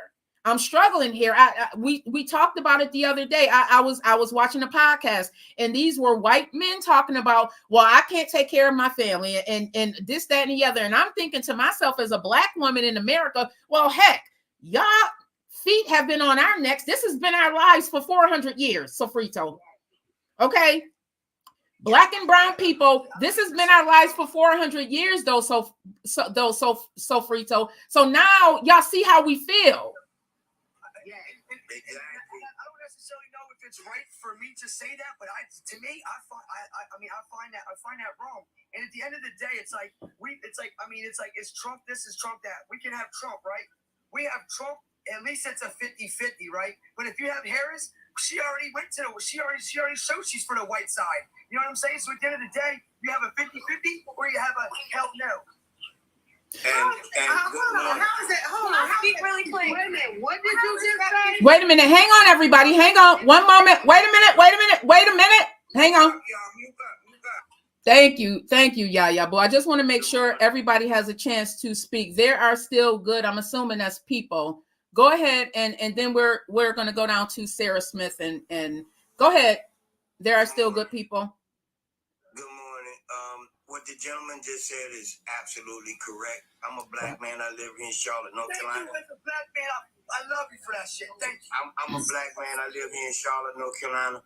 I graduated at Norfolk State University, and I have seen them unleash just they did nothing to try to stop the influx of people into this country. Biden could have put what you call executive order to do something to slow down it. And we have been just overwhelmed here in Mecklenburg County with immigrants, illegal, undocumented, whatever you want to call them. And they go over to social service, they get all the help in the world. And then we have people, homeless people, black men here in Charlotte that can't get a loaf of bread. And it was a slap in the face. I voted for Trump.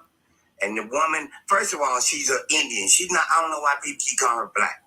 Her grandparents were slave owners in Jamaica. And they want to say black. She's not black. She's not for us. She married a white man, and they locked up all these black people in '94 with the Biden crime bill. So you think Trump for us? How is Trump for us? You fucking serious as a black man? You saying Trump is for us? I didn't never say that. I'm telling you what she did. Okay, so say Trump is also not for us then. Neither one of them are in that case, right? Wasn't for us either. I don't think either one of them should have won. But you as a black man, you voted for Trump? Are you serious? Oh, there's a lot of them out there, TT. There's a lot of them. So when the police do something to you, and when the police Trump is your daddy. Trump is your daddy. My father's dead. Watch your fucking mouth, because I don't like white folks at all. So please don't play with me. I am not my ancestors. TT, thank you. And I do apologize for anybody that was disrespectful on here. Again, the Vet Green Show is not for that. Yaya Boo announced it earlier. We respect anybody's opinion. You have the right to your opinion, but what you will not do on this show is come up here and be disrespectful. So if that's what you're trying to do. Can I please say this? For you, Flocka, as a black man in America, you have the audacity to be proud that you voted for a felon who raped women. Made up charges. No. Let me speak. Because I am a black woman. They made up charges. I am a black woman. You as a black man think it is okay for you to get up here on this panel full of black men and women and say that you voted for a racist bigot to put in our office a felon, a rapist? You think that is okay? He does. And there's many more out there, TT. That's why I wanted to do this live today, because I really need y'all to understand what it looks like. Because TT, honey, he's not the only one. Mm-hmm. Murder our black men and women. You voted for him and you proud of that? You should be ashamed of yourself. Yep. You should be ashamed of yourself. Brooke, TT, one moment. Brooke, welcome up to the stage. Thank you so much. I like your take on this. Thank you, TT. TT, I know you're aggravated, but what you're going to find is that Flocka looks a lot like our brothers and our uncles and our fathers that also voted for Trump. I'm telling you. And I feel like, and when he does do what he's gonna do, everything that he do, y'all gonna get exactly what you deserve. I have a question. I have a question. Go ahead, Brooke. I'm gonna let her finish because I understand that she has power behind her views. A lot of passion. Power behind her. How dare you? How dare you as a black man? How dare you? Go ahead, Brooke. No, you're fine. So I'm sorry, Brooke. Go ahead. No, thank you, TT. Nothing to be apologizing for. I feel like everybody has their own political beliefs. Everyone can see their side and everyone lives their own life. So I feel like you're speaking about what you have seen, what you have been through, what you are seeing in your communities, what people are saying, what the news are saying. You're just taking all the information in and it's making you angry. And I feel like that is powerful. And I'm very happy that you say that. I am a first-time voter, so this is my first year. I just want to get on the debate because I love debating. Mm-hmm. Can you ask me a question and I'll see so, how I can answer? Brooke, I'm so glad you said that, because one of the poll, the data that I saw is that first-time voters, it was actually a tie. First-time voters, some voted, I think it was 51% of first-time voters actually voted for Trump. And you don't have to divulge who you voted for, but I'm going to ask you, what were your reasonings behind who you did choose as a candidate? So I can say it. My family, we all are Republicans. I did not base my political beliefs off of what my family and everybody around me have been saying. I am a very factual type of person. I like to look at stats. I like to look at news. I like to look at what is going on in my community. I like to see like that type of stuff. I like to see in my own life what's being affected. I am from a single parent household. I don't have a mom. My dad raised me and my 4 siblings, and we lived off of EBT. We lived off of food pantries, like housing for apartments, low income. Like that's how we lived.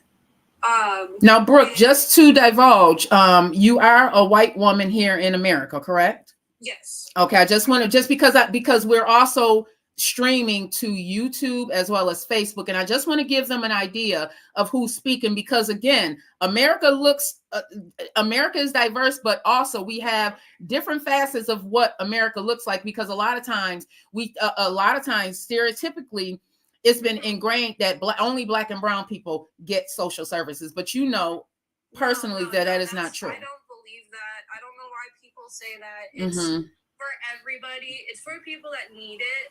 There's ways you can go out and go get it. My dad worked really hard. My dad is half Native American, so I'm Native American, and my mom is just straight white. So I look more white, so I just say that I'm white. But for the political parties, I watched everything that they say, not like their rallies, because I feel like rallies are more just like, they're going to say something to get the crowd involved. Like, that's what they're going to say. Like, oh, this is what I believe. Yeah, let's do that. I saw a lot, this political debate was over women's rights and a lot of like borders and people coming in and how that was really bad. But what I believe is the people that are coming in, some of them are doing it for like their safety of their family and all that stuff. And I feel like that we should try to help that, definitely. But I feel like the people that have caused damage to individuals, hurt individuals, killed people, they should be sent back and go to jail in their own country and not live on our land anymore. Just from that, just because I feel like yes, Kamala Harris and Biden let them come in swarms. Not just Mexico. Mexico's not just the only country that they let in. People are focusing more on our south, but really we're also should be paying towards the east, because a lot of people were coming in from the east too, and we were getting money sent out to other people when I felt that Americans should get help.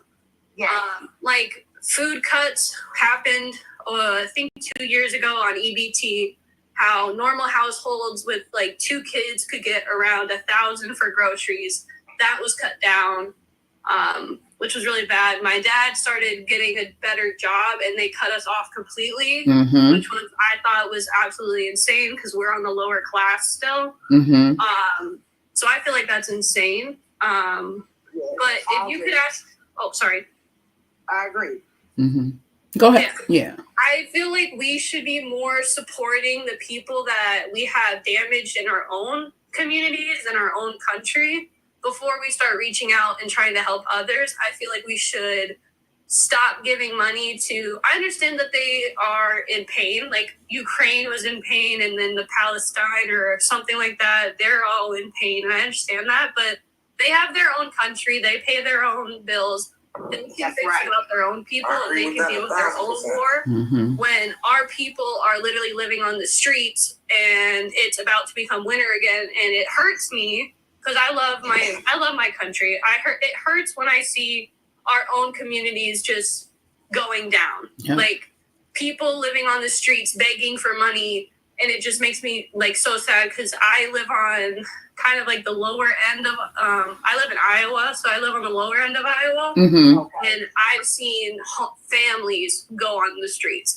I have seen people living under bridges, and it's making me upset because we're giving $75 billion away to other countries, and we can't even support the own people in our in our own country. And that right there, Brooke, I really feel is what we're going to see really drove people to the polls and voted for Trump, because that's something that Trump ran on. He ran on that he was going to immediately start fixing these issues. And he knew that a lot of people, especially if you were living in places like New York City, you saw how a lot of migrants were dumped there. Like busloads came up from Texas and they were literally dumped there. And they already had their own homeless issue. Again, we talked about this on Brooklyn of the Brown Table, 2-3 years ago when we were over on the Evening Rush. Like these were really true concerns. And those concerns are still out there. Like even we talked about on the Morning Show podcast, how we were struggling. Like people are really struggling here in America. And we keep hearing the media talk about how billions, not millions, but billions of dollars are being sent overseas. And we're looking at the homelessness. If you go to places like Milwaukee and Wisconsin, y'all, Wisconsin is one of those states that actually, Wisconsin was crazy in voting Trump into office. Like they were one of the major states, one of the main reasons that he's going to be going in office. Wisconsin, Milwaukee was the very first place that I visited.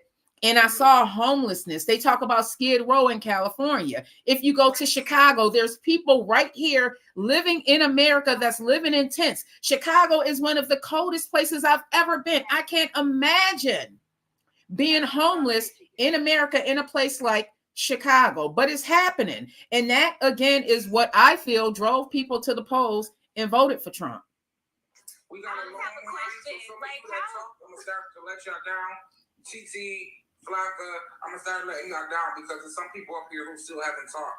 Thank you so much, Yaya Boo. All right, thank y'all for letting me share. Thank you so much, everybody. Thank you, Flocka. There are still going to...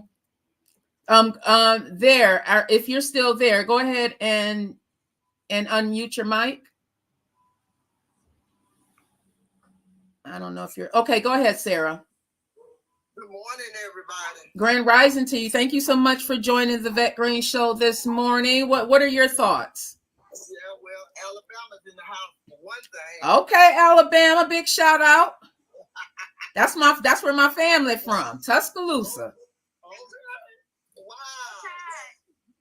I got people, my daughter and her husband and children are in Tuscaloosa, and I go to Tuscaloosa a lot.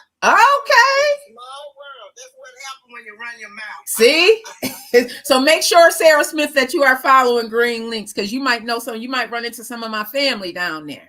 Okay. So what I've got on, I was late to get on, but do y'all know I believe that Trump really didn't want the job. I believe Trump ran because for him not to go to jail. I think he's going to later on in the near future just turn it over to Van. I was thinking that too, because everybody, if you have been watching, one of the concerns has been his real medical diagnosis. I was watching him and his wife yesterday. She had on sunglasses they're inside, and she has on these big, huge sunglasses. And I'm wondering why, while he's talking, she has sunglasses on. And I'm thinking, I wonder if she knows something that we don't know, because Kamala released her medical records, but he didn't. Right. I don't think that he wanted to run either, Sarah. I really don't think that physically, mentally, this man is still of age, everybody. Yes. He's still of age. Who really wants that job? And then again, if he is not healthy enough to do it, what can we expect after that if he's not healthy enough to complete the job? Right. I just want him to get the illegals and close the border before he do what he want to do, before he hand it over to Vance. I have a question though. I have a question too. Oh, I'm sorry. I already talked, so I'm gonna let somebody else get their floor. I have them finish. Go ahead, Sarah. Go ahead. So I respect everybody's voices. So please, let's respect the host. The host said let one person speak at a time. Something else that I wanted to say. Also, I just lost my thought. Wow. Oh, bring it back, Lord. Bring it back. Okay. I'll bring it back a little later if that's okay. I lost my thought. No, that's fine. Go ahead. Trine, did you get a chance to speak? I didn't know. Go ahead, Trine. That's my sister. That's what I call my sister. Oh, really? Okay. I'm also from Alabama. Oh, to be be exact. That's where my granddaughter got her degree from. Alabama in the house today. Wow. Okay, me too. I just wanted to ask a question to everybody who feels like Trump is going to do so much to help the middle class. What plan has Trump ever mentioned that the middle class or even the lower class? I know, Brooke, you talked about how your family was, using food stamps and affordable housing. What has Trump said that sounds like it could potentially benefit that group of people? Because from what I've heard, I haven't heard anything. And then I also wanted to speak on the ABOR subject. Everyone is talking about the fact that, yes, women has rights, and I 100% agree with that. But I feel like the people who are speaking against that are mostly saying that, women should be more responsible. They shouldn't be having abortions and laying down, making babies with people they don't want to have a baby with. But what about the women in Texas? What about people who need an abortion for medical reasons to help save their life, who won't be able to get one because it's illegal in their state? Like, that's the bigger issue we need to focus on. What if that's your wife who's sitting in that hospital bed, who is bleeding out, who can't get the help that she needs because it's been made illegal in the state you live in? Like, with the possibility of dying from sepsis. Exactly. And I think that's the bigger issue that we need to focus on. Like, yes, there are some people who make the decision to do that. And I do feel like that is irresponsible, but it's also irresponsible on the men too, because they're laying down with these women and making these babies and are also telling them, hey, I want you to go get an abortion. I don't want the baby. But the problem is the people who actually need it to save their life won't be able to get it. Yeah. And I think that's the bigger issue that we need to talk about. And Train, and I agree. And I'm glad you brought that up, because initially, I think when people hear the abortion words, you do think of a woman possibly getting pregnant and just wanting to terminate the pregnancy for whatever reason she chooses. But we also have those pocket of women that need to have an abortion for their own safety, because if they don't get that out of them, that is no longer viable, or you've been told that it won't be viable, because those that you can do an internet search, because I'm glad you brought that up, Train, because that was not highlighted a lot. It was just an abortion, and people think of abortion as like tunnel vision, like you're just trying to get rid of a baby. But there's cases where women need to terminate the pregnancy for their own health, and unfortunately, and there are cases out there, it was not able to be done because they're in these states where it is against the law, and they developed sepsis and could have possibly died. And there's cases where women right now will no longer be able to have, hey bro, I see you out there, will no longer be able to have a child because they were not able to get the correct medical care that they needed in time, y'all. And something that Donald Trump said is, and someone else said, is that, well, if they get an abortion, they should pay for it. That's crazy. Okay. That's this is just my closing. This is like my closing remark. This is all the last thing that I have to say. Also, to the people who are in the middle class who do use a lot of resources, like, I feel like honestly this was a very easy decision to make, like just based off your morals alone. Like, what happened to our morals? What happened to our values? And voting for the person that we feel is aligned with that. But, everybody is entitled to their own opinion, and everybody is entitled to vote in the way that they feel is best for them. But I just don't honestly understand how you could look at one of the candidates and say, hey, this man up here is actually going to do something that benefits me, when he hasn't talked about doing any of it. And then for our children, like, this man has said out his mouth that he wants to get rid of the Board of Education. You know how many public schools depend on the Board of Education? What about the funding for all of these schools and for all of these children in America? Like, what are we doing? So is everybody just prepared to send their kids to private school or homeschool? Like, what are we talking about? On top of that, it's been cut already, Train. The Board of Education from when I was in school has been cut drastically. I remember when I was in school, and y'all, I'm dating myself, and that is okay. When I was in school, we had things like automotive in there. We had welding. We had trade that you can get in school. All of that funding has been cut. And yes, I understand that technology has advanced, the AI is real, and a lot of those jobs are not going to be there in about 30 years. But right now, people need to be able to take care of their families, and they need skills. And it with the Department of Education was already cut drastically, everybody. It was already cut drastically. Now there's going to be even more cuts. And on top of that, if you read what Project 2025 talked about, what they want to do is go back to the days where we are told, made to believe that people like Columbus actually discovered America, when we all know that it is not true. But I was an adult trained, Brooke, Alexis, high end detail, and vote and pray before I realized that I was told a lie. So a lot of that is going to get back into our schools. Right. That I have a problem with, because they're lies. My mom is a teacher, and it's just like I don't get it, because it's like this man has told us to our face, well, not me, because I wasn't a supporter of him, but he's flat out said, I don't care about you, I just want your vote. Mm-hmm. Like, how do we overlook all of these things and still put this man back in office? I mean, it's insane if you ask me. Do you think it's a case where we don't, and oftentimes as human beings, we don't take people for who they show us they are? Do you think that that's the case also? We didn't take him the first 4 years for who he said he was, who he continues to show us he is? I agree. And then I think a lot of people that defend him, they just say, oh, he won't be able to do those things. And they just kind of overlook all of the negatives, but it's like you wouldn't overlook that coming from anybody else. If your boss at work came to you talking crazy, you would be ready to quit. If your family member came to you talking crazy, you would be ready to cut them off. But from the person that you want to lead this country, you can just overlook all the negative things that he says. It makes no sense. Like, Trina, you said a lot there. We just got to be real. I agree. Alexis, welcome up to the stage. Thank you so much for joining us. You can unmute your mic. Thank you, Train, for that. Alexis, your thoughts.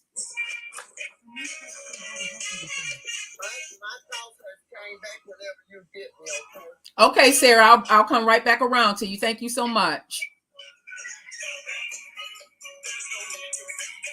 Okay, so Sarah Smith, we're going to mute Alexis while she, thank you. Yeah. Go ahead, Sarah Smith. The thought came back. Okay, hi, in detailing. You are on. You can go ahead and unmute your mic. Thank you so much for joining us today. Hi, Ms. Green. How are you? I am doing well. Let us know your thoughts, opinions. What's going on with this election today? Sure. I want to, I guess, thank you guys. Thank you, all you Trumpers. Have fun with, your nice joke that everybody wants against Donald Trump. And, hopefully you guys can educate yourselves. I think, I didn't want this to happen because I grew up a Republican with some of the richest people. And I can tell you this, guys, a lot of the people One second, I'm sorry, 1 second. They are still good. She gave you the opportunity. We've been waiting for you to say something, but you never said something. Said anything, I'm sorry. Thank you, yeah, boo. When high end done, then you can come in and say what you got to say and go down. Okay. So, guys, have fun and everything. Because, like I was saying, I was a Republican, actually. I grew up a Republican in the biggest red state, which was Midland, Texas. And if you guys know a little bit, you know that actually we were fracking and we transported a lot of oil. So I worked for a lot of the richest people. And growing up, I realized that, I decided to do the research myself to see if Republicans or Democrats did the most for lower income. Some of you that voted, did you know that you have to be making $400K and up in order to be in that tax bracket? Yeah. And some of you guys are over here cheering that, yes, lower taxes. Did you guys even realize that, what you guys did? And last time Donald Trump was president, whenever there was a housing, shortage, did you guys know that he moved regulations so that the investors can purchase all those damn houses? And so a lot of you didn't even know that. And so what you guys did, you guys are going to make the wealthier even wealthier. And just keep that same energy, because you guys thought that, we were horrible with inflation and we don't know, shit of what we're talking about. We're idiots. And just keep that same energy. and come back to Miss Green. Let's wait for him. Let's give them a little bit of time. That way they can soak up in all that. So they can have their fun, and then they can realize what they did. And like I told you, sometimes things happen to us in order to make us better people. And if it wasn't for that, I wouldn't be able to have a business restoring cars. I have a business doing photography and marketing where I help small business promote, their small business, because that's how I was brought up, to help everybody. So even if someday, I'm a millionaire, whatever, I'm still going to help out the lower income, because most of the wealthy people that were voted for Donald Trump, and he did a lot of things where if a lot of you that voted for him, if you guys did one of those convictions, you guys would be in prison. You guys just one, and he has 34. Guys. And not only that, if you guys remember, whenever he was president, he's the one that tried to get rid of education. And you guys that thought that Obama, this is what I hate about some people and the Latinos, how stupid they are. Latinos for Trump don't even read their own laws. They don't even realize how much power we gave them. Back in the day, or back when Donald Trump won, he didn't have the extremists that hate black people, that hate Latinos. J.D. Vance and some of those people, they're actually removing our rights. And if a woman wants to have an AB, that's her right. And that doesn't mean that everyone's going to do it. If you're a bad person, you're going to be a bad person no matter what. Yeah. It just highlights this type of win is just going to highlight who he already is. Yes. And not only that, see, most of those people don't remember, but he's the one that tried to get, I don't know if you remember that when he tried to get rid of the education, and he dismantled it whenever he dismantled a lot of the people, and a lot of the teachers left teaching, and some of them went to different professions because of that same reason. He ended up, they got rid of a lot of teachers, and their idea of a school system, so you guys know, is their school system was get rid of if you weren't making over, like 300,000 or 400,000. So this only favors people that are making a lot of money. That they're the only ones that get educated. Otherwise, all of you that voted for Donald Trump, he does not give a shit about you whatsoever, guys. And I want you guys to keep that same energy and to watch you a little bit down the line, because all he did whenever there was a housing market and the tariffs, this is what you guys don't even know. Whenever he did the tariffs, can I say something, please? One moment, Sarah. One moment. The tariffs, guys, what he did, I work for a lot of, super wealthy, and some of them that are in between that still have a lot of money. But a lot of those people in between, they actually fell for the lies. They actually voted for Trump. A lot of the people that I work for, they voted for Trump, and now they voted against him. And those people, I was like, what, you're voting against Trump? They told me, yes, we're voting against him because you know what? I did not read the fine print on tariffs, and we ended up losing. Some of the people that I work for had 4, 5 businesses, and you're talking about businesses that some of those people were making from $500,000 to $1 million. Oh yeah. Go ahead. Hi, and I just want to give Sarah a chance and then come back to what you were saying, because I want to make sure everyone understand that if these tariffs are imposed, that means that what we are paying for now is going to increase. That means inflation. We are going to possibly experience inflation because of these tariffs. And if you are struggling now, imagine in about 18 months what it's going to look like for you, because it is about to be real. The middle class is the one who's going to be hurt the most, because I think it's going to, if you think the middle class is already gone, because I know some people already feel this, Camille, vote and pray, you may feel this, pedal to the metal, you may feel this, that the middle class has already disappeared and is really rich and poor. Let me know, vote and pray. Thank you. Welcome up to the stage. Still good. Oh yeah, yep. She's been here for a while. Sarah, you gotta wait 1 minute, baby. Okay, I'll wait also for him. Thank you. Are you there? Can I say something? Well, we've been waiting for for a while, pedal to the metal, and Camille's voting. Yeah, you have 2 in front of you, pedal to the metal. Thank you for your patience. This is the 3rd time that I'm trying to bring you up here. Are you there? Okay, don't be in the chat talking about we aren't trying to let you up, because we continue to give you a chance. There are. Go ahead, Sarah. You have your thought back. Yeah, I got it back. Do y'all know it was so many million people that did not vote? Oh yeah, and that, I mean, we I don't know if you were up here earlier, but we talked about that. It's been said that the younger generation, I know, like people my kids' age, they weren't out there voting, Sarah. So yeah, we do, and that's been one of the challenges. Vote and pray. What are your thoughts on the election and everything that is transpiring right now? Well, thank you for allowing me. Thank you, Sarah. Am I echoing? Nope, you're fine. Vote and pray. Okay. Thank you, Sarah. Yes. So, actually, racism won last night. Now, I don't know why we pretend like this hasn't happened. We've been talking about racism for a while. Every time I bring it up, they say, "Oh, that's old. You still on the plantation, whatever." Listen, they don't care about veterans. Veterans been on the street for the last 10, 15 years, okay? The border's been open for 15 years, okay? Listen, they don't care about education. They care about whiteness. They care about making sure whiteness stays on top. And the reason why the Hispanics and the Cubans voted for him, because they wanted to be adjacent to whiteness, okay? White adjacent. They saw this country turning brown, and they looked past everything to keep their whiteness, because whiteness brings privilege. But listen, Black people need to have their own conversation. We're tired of listening to them. They're tired of telling us that racism is over. But so I'm glad it happened. I keep telling people they don't care about women or anything. They care about being white. And they saw it fleeting.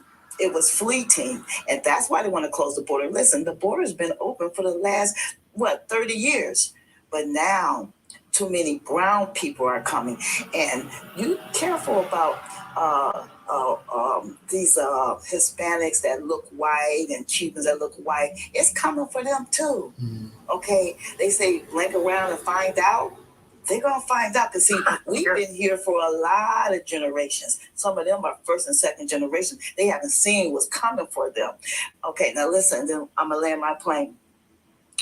Black people are the ancient of days. We're the first ones on this earth, and we will be the last. They will not get rid of us. They've done all they can to get rid of us, but we need to have our own conversation and come to the realization that racism won and is alive and well. You said a lot there. Vote and pray. Thank you so much. Vote and pray. High in detail in just one moment, because I want to unpack a lot. Vote and pray said a lot there, y'all. Vote and pray said a lot there. One. A little bit to that, just real quick before. Go ahead, High end. Go ahead. You know what? Let me just say this. This is what sucks, about this. I wish some of you Black men and Latino idiots that, I'm sorry. Hi, in one moment, because I just want to put a pause on that, because you said some, some people may consider it, I want to ask you, are you Latino?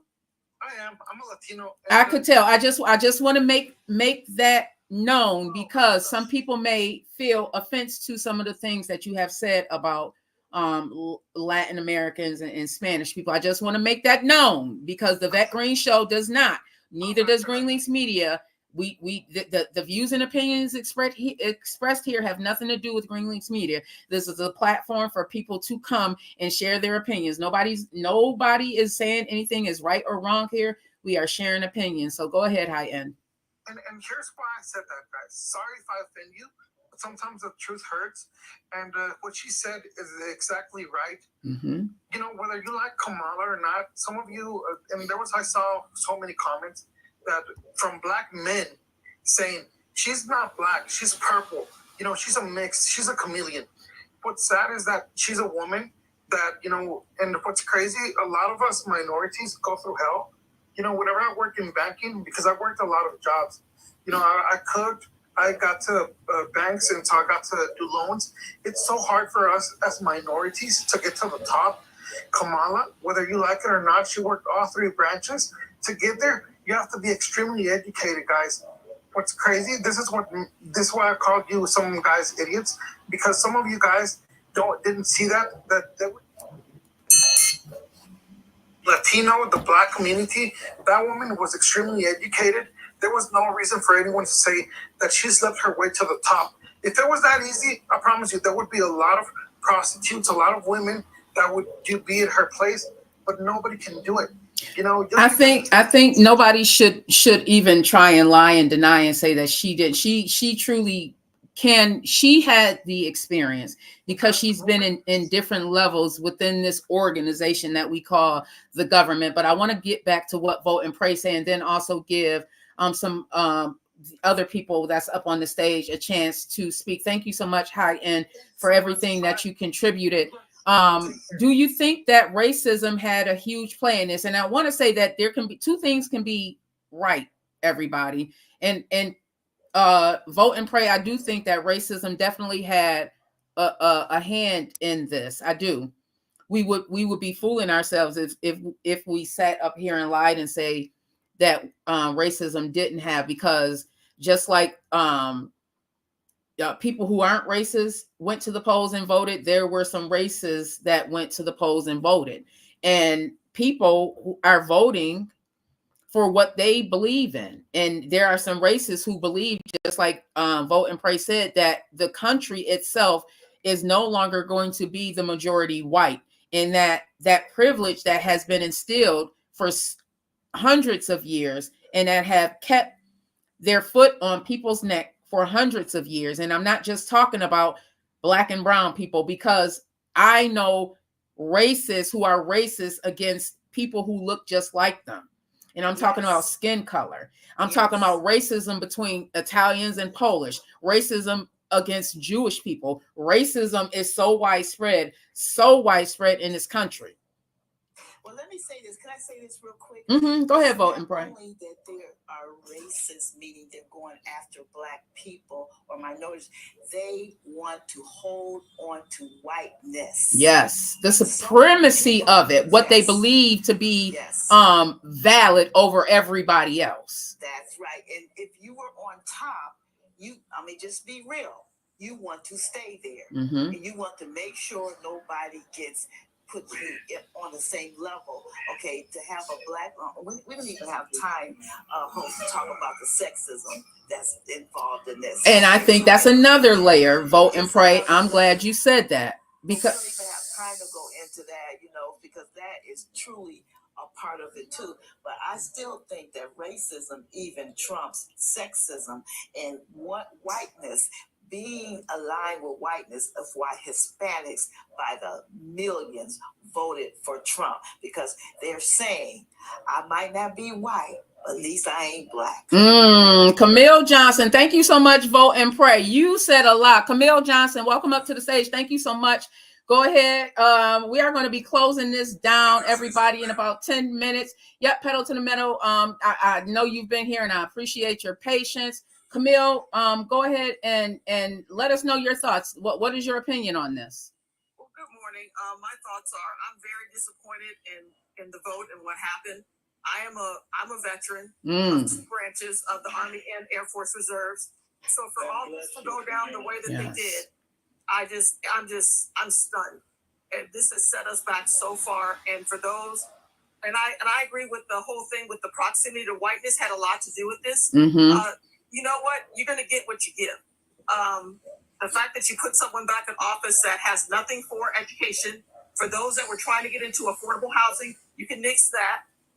He's going to tear down social services. I also work as a social worker, so I see this. So he's now he's cut into the funding because Republicans don't believe in social services.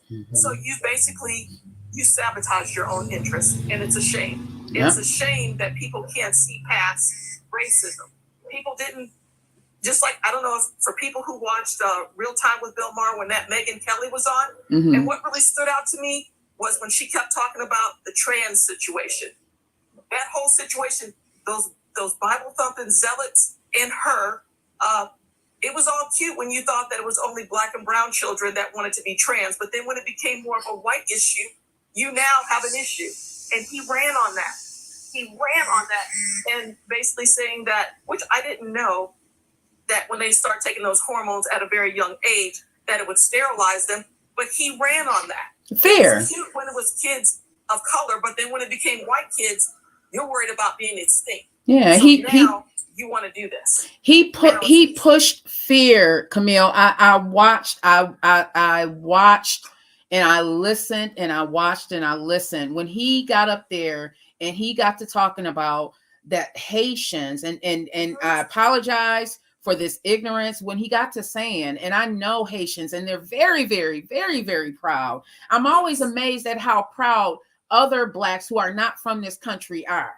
Because that's one of the issues I feel that we have. Black Americans here, we are not as proud as Haitians, as Africans, real Africans that are coming into this country. We lack that pride because it's been taken away from us. And that's one of the issues. So for him to say that, and I know Haitian Americans who are very, very prideful, and for him to say that, and we think that and people obviously think that was okay.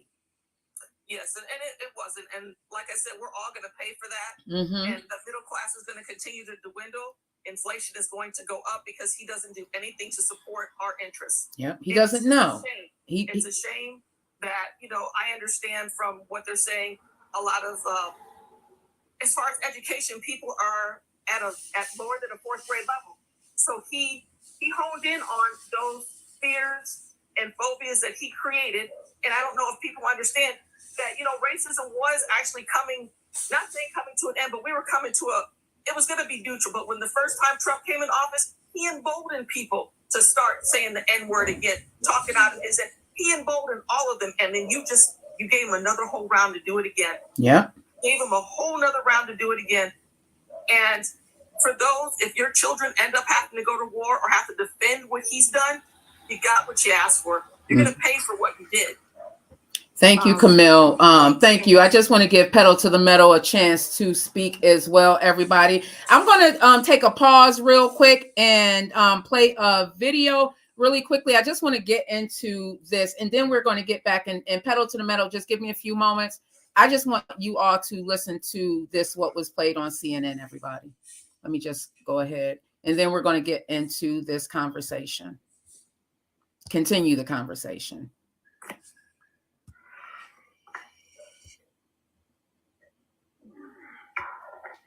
I mean, we were told Puerto Rico was going to change the election. Liz Cheney, Nikki Haley voters, women lying to their husbands. Before that, it was Tim Walz and the camo hats. Night after night after night, we were told all these things and gimmicks were going to somehow push Harris over the line. And we were just ignoring the fundamentals. Inflation, people feeling like that they were barely able to tread water at best. That was the fundamentals of the election. And so I think that both parties should always look at the results of an election and figure out what went right and what went wrong. But I think for all of us who cover elections and talk about elections and do this on a day-to-day basis, we have to figure out how to understand, talk to, and listen to the half of the country that rose up tonight and said, we've had enough. Because that's what happened. That's what I feel like happened. There's portions of this country that rose up, Pedal to the Metal, and said, I'm tired. So welcome to the stage, Pedal to the Metal, and thank you for being so patient and joining us today. Let me know your thoughts on this. Okay, so my thing is this. I don't understand how he can have all them felonies and you can't even get a felon to vote. Yeah. In New York, you can't even get a job. If they do a background check, you cannot get a job even if you got a misdemeanor on your record. Yep. And the other thing that I wanted to touch bases on is I love our black people. I do, and I'm not racist at all. But I look at it like this. How can we all keep saying that we want them to help the middle class and the lower class when we're not even helping ourselves? Ooh. These churches that we got in the communities don't even want to help. You can go to a struggle and go to a church that you belong to, and they barely want to help you. We need to get back to the point where when Martin Luther King and Malcolm X's, when they was going to the bridge, they was getting hit with fire hoses, getting hit with dogs, but they stuck together. Black people do not stick together anymore. So if we showing them that we can't even stick together anymore, how can we expect for them to want to do anything for us because we don't even respect ourselves? Pedal to the metal. You're saying a lot. Black lives matter. How is y'all gonna sit up there and say Black lives matter? It only matters when a Caucasian kill a black man, but we out here killing each other for no apparently reason. If you watch the first 48, you see more black people killing other black people for nothing at all. You got people that's burying their kids, not even reaching 23 years old no more. And it's just crazy to me. But if we want to see a change, clearly it's something that we're going to have to do for ourselves. We're going to have to stick together. But nobody is sticking together anymore. Everybody want to go their own way, and everybody want to do their own thing. And that's why the world is the way it is now. And even if he do hit the education systems, what we got to do, let's start homeschooling our kids. Let's start educating them ourselves. Let's make sure that they in them books, study on them phones, study on them iPads, study watching TV all the time. Let's do it ourselves. If we see this happening, let's get ahead of the game. So then that way when our kids grow up, they're already educated. They already know what to do, and they don't have to keep going into poverty, because what a lot of people don't understand is we always been in poverty. Why you think Tupac said, I'm trying to make $1 out of 15 cents? Because they was already struggling. So it's up to us to make a change and go from there. But we can't keep depending on other people, the governor, the senator, and the president to do something that we're not going to even do it ourselves. We got to love ourselves before we think that somebody else going to love us. Yep. And this is exactly, thank you, Pedal to the Meadow. You are saying exactly what, I don't know if you were here earlier when DJ Larry Loud was on, but that's exactly what DJ Larry Loud is saying. At this point, we need to figure out how we can better take care of ourselves so we don't have to worry about issues like this, Big C. So we don't have to worry about the executive body that's supposed to be governing us really don't give a doggone about us. And I'm talking about us as a whole, as a collective, Big C, because again, I know everybody. I know people who are struggling that don't look like me, but they're still struggling because this economy is crappy right now. It's horrible. And inflation is about to rise. If you do not think that you are going to have less money in your pocket and you're struggling now, then you are truly fooling yourself. And if you voted for Trump and you are struggling now, God bless you. Because if it was hard now, it is going to be exponentially hard in about 18 to 24 months. It is. If you were struggling because you couldn't find a job and you have a felony, well, now I would say if you have a felony, you would be crazy not to wreak havoc, not to say something. I know felons who can't even get a job at a nursing home, can't work in a school, but they can be a president. Big C, welcome to the stage. Thank you so much. How are you today? I'm doing great. What are your thoughts? We have a 34 felony count conviction. That is now going to be our president in 2025. What's your thoughts on that? I tell everybody that got to go to court now, do like Donald Trump does, put it off, have it put off, go against the district attorney and all kind of, things to get their trial put that back. Because I believe just like this, if you break the crime, you do the crime, you need to do the time. I believe in second chances, but this man had chance. I do believe this election was about race. And I'm appalled with some of the Black Latinos in America. This man talked about you like a dog, like you were nothing, and you cast your vote for it.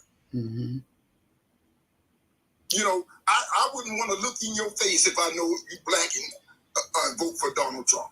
And the reality, Big C, is that it is probably going to be the people that we are working with, the people that we know very, very well, because unfortunately, again, going back to the economy, the dollar is ruling right now. I really feel like it is the money that got people to the polls also. It's that 1% that feel as though they don't have enough money, even though they have enough money to completely clear out the poor in this country. Elon Musk has enough money to totally wipe out the debt in this country for us, regular people. Why are they doing, if they think they're doing well now, why? What caused them to do as good as they're doing now? Mm-hmm. All those people that sacrifice themselves to put you where you at now. Mm-hmm. They forgot about that. Yeah, Big C, thank you so much for that. I just want to say I'm from the Go state ahead. of South Carolina. If anybody know, I know. Thank you. Well, thank you, Big C, for that. Make sure you also follow Green Links Media. Crystal Roberts, thank you. Welcome back. Welcome back. I'll give you a minute or so, and then I want to get into Big Ren and continue to go. Crystal Roberts, welcome back. Hi, lady. Yeah, I was on the phone with my daughter, and she's still a little upset, and her girlfriend was highly upset because they're young Black women, and they're struggling now just to find a damn job. See, you know, and my daughter's been looking for work. I'm in Ohio, and she moved back to South Carolina to be with her friends. Can't get a job, and finally she got one, and they're not giving her the hours, and she wants to work. They're struggling, and I feel bad. These kids are not going to prosper.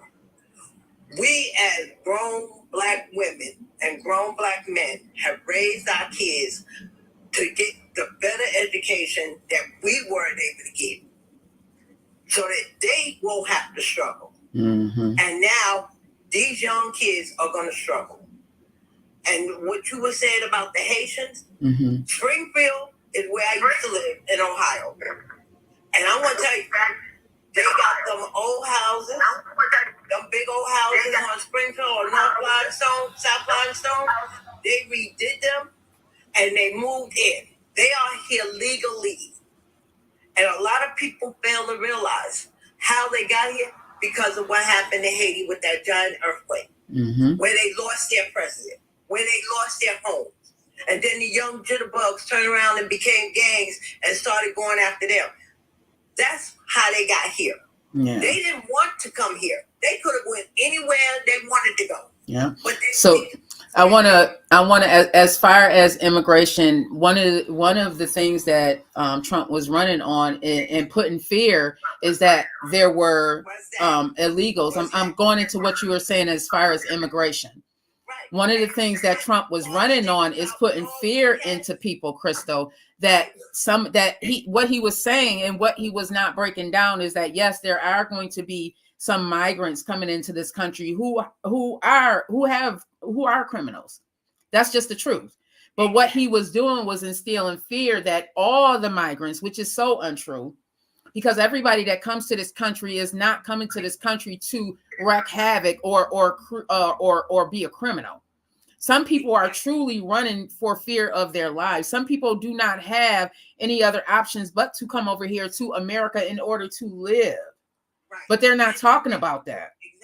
Exactly. And what he said about dogs and cats and hate, no, they're not. Yeah. No, they're not. And that's the racism that this man put on America. Yeah. And that's shameful. That's shameful. And this is what was voted for, though. Yeah, and exactly. And I don't know if people remember when Trump was in office, what was one of the biggest things that he did? And when he was in office, he turned around and went after anybody that looked like they were from Iraq, Afghanistan, and they weren't. They were Indian. They were from India. But if they looked like they came from him, he shut them down. He deported them, tried to have them detained, and children were locked up in cages. They were taken from their parents. Yeah, and we still have children out there that are unaccounted for. Crystal, I want to pause you for a moment and give Big Ren a chance. Well, thank you. I appreciate you for coming back, Crystal. You did not have to do that. Thank you. Thank you. Thank you. Big Ram, welcome up to the stage. Thank you so much for joining us today. Let me know your opinion. What's your thoughts on this election? I'm so surprised that we as Black people allow this to happen. That did not get out of when we voted for him, especially when he wants to implement stop and frisk and give the police full immunity. Full immunity. We would die like dogs on the street. Yeah. And nothing more. It's like we're going back to the 60s, like to the 50s and 60s. In speech, he wants to go back 300 years. In his speech. And instead of us coming together to support our own, we allowed a white supremacist to get it back into the office. What he didn't know then, he knows now. You know what I'm saying? As far as diabolical plans, you know that Black people never stayed with one another. If we don't, we would never survive this. What we should have done is come together that came over. The reason why people don't want them here is because they're afraid that we would go against them together. And do what's been done to us. That's the crazy part. They're afraid that what they have been doing to so many people for hundreds of years will be done to them. The irony of it. Absolutely. May I say something? Sorry. Yeah, we're going to go to Trent Rose, Big Rand. Big Rand, thank you so much. Trent, go ahead. Trent, are you there?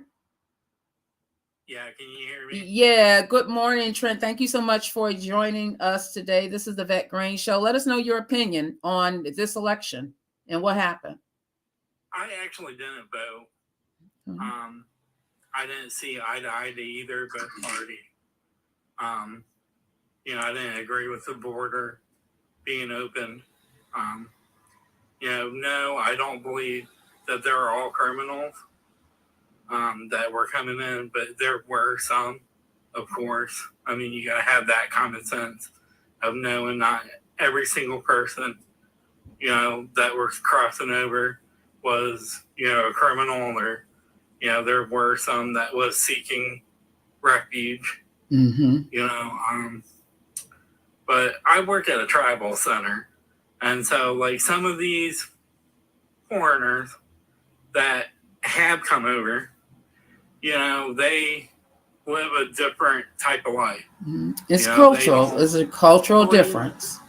Leave in a bath or whatnot, they'll wash their feet and there are sinks, and their bathroom sinks, or, use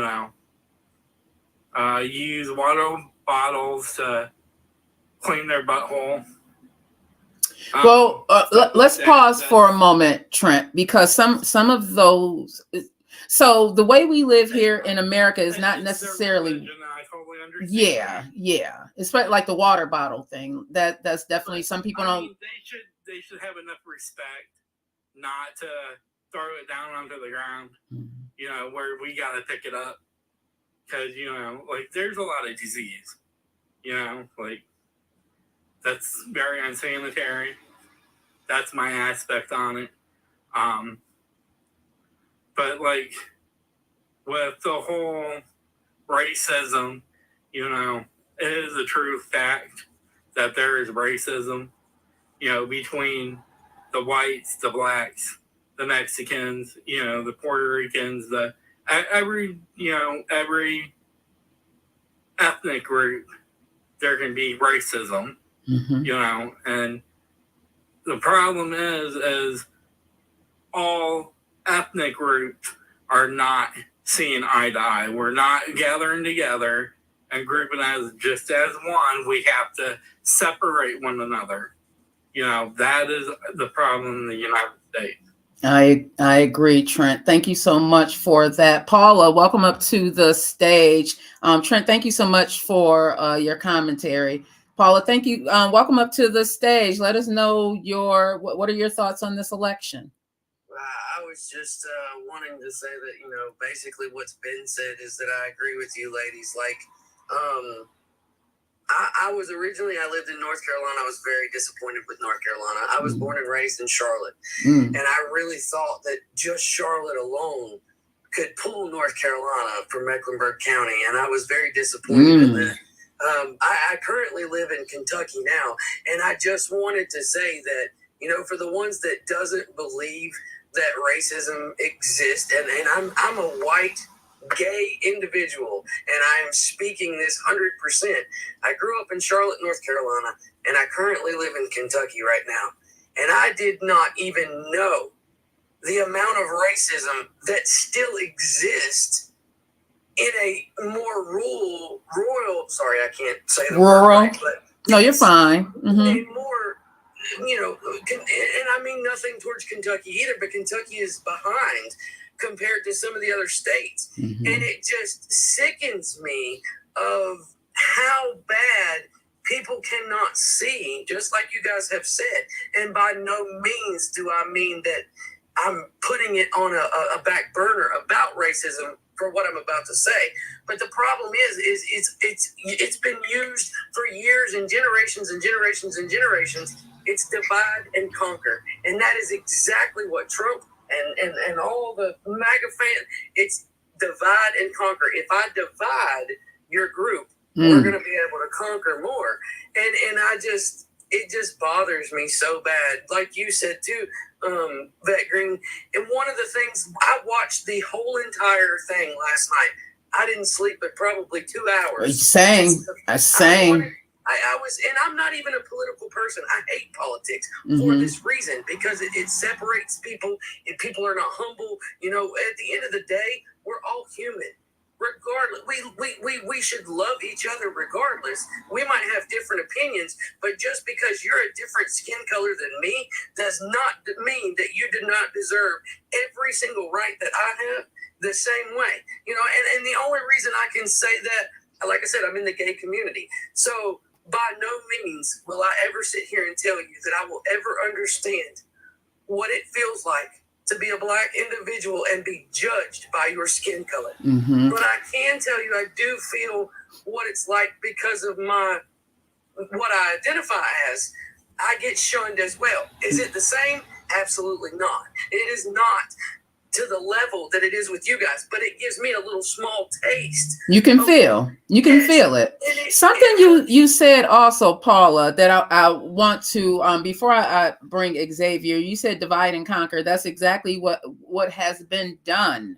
And that is one of the reasons why we have been divided so much in this country, and it's easy to divide us, and with us being divided, this is how they're able to do things like this. Like, this man is really about to be our president, everybody, and it's because there's such a division in this country. We all have been led to believe that one race is superior over many others. It's not even just one other. As a Black woman here in America, I can't get up here and lie and say that I don't know racism exists even within the white community, because it does. I know people who are racist against Jewish people. I know people who are racist against Italians, who are racist against because they live in South Buffalo. Like, they were led to believe because they live in South Buffalo that they are trash. And you know who primarily was in South Buffalo? Irish people. So when I say racism is much bigger than just Black and brown, and this is what I think the people are not getting here in America, is that we have all been bamboozled at the end of the day. Because those people who are living in places like in the valleys of Pennsylvania, who are just as poor as the Black people that I know living in the projects that I'm from, who's getting food stamps, just like Brooke said, who's a white woman here in America, you don't realize that you voted for someone who really don't and can't understand your struggle, because it has not been their lived experience. You can't get someone who's always been a millionaire, billionaire, to understand the struggle that an everyday citizen who is going to work making $20 an hour, who's trying to work doubles just to be able to pay their car note, just to be able to put food in their in their refrigerator, because they're only getting X amount of food stamps, and the food stamps that people are getting right now really isn't covering it. It's not. I can go to the grocery store and spend $100 and walk out with 1.5 bags, y'all. Like, it's real. Yeah, and then Exactly, and that's the biggest thing that I cannot wrap my head around. I cannot. It just I need somebody to make it make sense for me. It doesn't, Paula. So many people on in every level. You know, we don't even, like I said, I don't see people as race. I just say as the human. You know, that literally fell for all the lies that he said about the economy and this and this. But one, they failed to realize that the reason we're in the economy we are right now is because of him from the beginning, because Biden couldn't never catch up with the deficit that he put us in, number one. Number two, what in the world do you think, if you are a middle class, I won't even say middle class, if you make less than $1 million a year, what in your mind makes you think that that millionaire cares anything about putting anything in your pocket? Because one of the things that I can honestly say, I have been broke so many times in my life. I actually got unemployed in August, and I've been struggling to find a job. I just recently started a new job. So, that little bit of time right there is horrible for his expensive. And I know there's people that's in much worse shape than me. But the thing that those things teach you is being humble, because money ain't everything. One day there's going to be a day where our dollar doesn't even exist, but your neighbor does. Listen, Paula, we are about to be right there. We're at do you know what the dollar is? I remember back in the days, we can go to Canada and we can get an extra 50 cents for our dollar. Our dollar is not as much as worthy as we think it is. Xavier, Paula, thank you so much for coming up to the stage. You as well. Xavier, thank you so much for your patience and welcome up to the stage. If you are still there, you can unmute your mic. I have. Thank you so much. Mm-hmm. My name is Xavier Kavanaugh. I live in Washington, D.C. I'm a senior executive in the DSCC in the United States Senate. With my position, I get to speak for all 50 Democratic senators. Now, what I do know and hope for is that that the House will turn Democratic. That would slow some of Trump's crazy rhetoric down, because nothing's going to lead. If we get a Democratic House, nothing's going to leave the House and go to the Senate with now it's going to be under Republican control. Will ever reach that platform. Now, although Trump said he's going to be a dictator, that's something else to consider. Now, I'm going to tell you what I do know. Now, in regards to education, when people Google my name, they're really happy to see some of the things I've done. Ebony and Parent Teachers magazine rated me 1 out of 5 the best single fathers in the United States. I've never been married. And when it comes to education, I know this categorically. No kid that comes out of a woman's womb is a racist. They're taught. And I told the Republicans that, especially during the COVID thing, when they said, if we see a kid wearing a mask, we should call CPS. I said, hell no. When we see a kid's natural rhythm of their mind and heart altered to be a racist, that's when we should call CPS. I agree.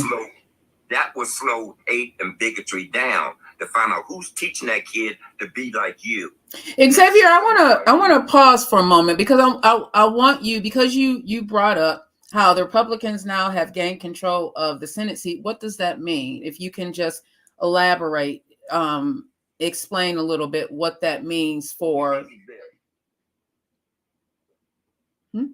America.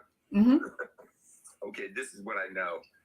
During all my staff meetings throughout the year, we talked about, if we had 53 Democratic senators elected, we could kill that filibuster rule that Mitch McConnell crafted when he was majority leader. We could never break that. That's why a lot of things did not come out of the Senate. Now that Mitch McConnell's back in charge, that filibuster garbage will still stay in effect. That's the problem. See, if we had 53 U.S. senators, we would have done a lot of good. We would have made Washington, D.C. a city, a state, Puerto Rico a state, and do some other things. We would have killed the filibuster. We would have had majority voting power, which we do not have now. Right. And that is going to be a problem. Like I said, the only thing I can hope and pray for is that the House turns blue, Nothing's going to lead there to come over to Mitch McConnell and those nuts to kiss Trump's behind and send it to him to sign to make it law. Although Trump said, I'll be a dictator. Trump is going to try to eliminate a lot of things. He said the other day on TV, he's going to, and I know the House did this, they voted to end the Department of Education. Now, the other day, Trump said this on TV. The commentator asked him, then what are you going to do if a state wants to teach a kid the true meaning of how we stole America? He said, I'll defund the state. Yep. They're going to do some wicked crap in America. That is real commentary that is out there, Xavier. Thank you so much. And we're going to put a pause in there because I want Karen to be able to speak. That is exactly what was said. That is, you can go on TikTok and look that up, everybody. And I'll go back to saying when I was in school that I was taught that Columbus had discovered America. Come to find out, when my kids were in school, I was told that that was not true. So a lot of what was taught to some of us is, and we know now that it is so untrue, is going to, I feel, get back into the classrooms. Karen, thank you so much. Welcome up to the stage. You can go ahead and unmute your mic if you haven't already. What's your thoughts on this? Hi, good morning. Good morning, Karen. Good morning. Yes. Well, Xavier, he touched on some things that I really had thought about, which is the state and the House, and that put us as a people in a very, very bad situation, because, they seems to be governing everything. And that is a very detrimental thing to America at this point in time. What people really need to focus on is that, we know Trump is a dictator, but let me tell you, J.D. Vance is the one we have to really focus on, right? J.D. Vance was the one who wrote Project 2025, and J.D. Vance could not get into the White House without Trump. You're saying he was a part of the writing of Project 2025, because there was more than just one person. Okay. Yes, but he played a very, very big part in writing of the Project 2025. Very big part. Yes, the Republicans, they all sat, but J.D. Vance was the one who came up and started about the Project 2025, right? And because if people look and people focus in J.D. Vance and Trump, they don't even like each other. They don't like each other at all. I've heard that. You can watch, you can see, and even from Trump's last running into the White House, he had no respect for his vice president. So what makes J.D. Vance think that Trump is going to have any respect for him at all? He's not going to have no respect for him at all. Do you think that Trump is, or maybe the Republican Party, they're trying to put in place, because if we're being honest, everybody, do you think he's going to be able to complete the entire 4 years of presidency? No, and I'll tell you my honest opinion. I don't think he is, because, and I'm talking this from my own perspective. I believe to myself that in order for some of the Republicans to get there, they had to go through Trump, because the people would not allow anybody else but Trump.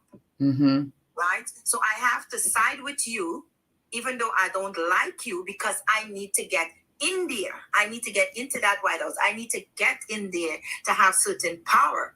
My belief is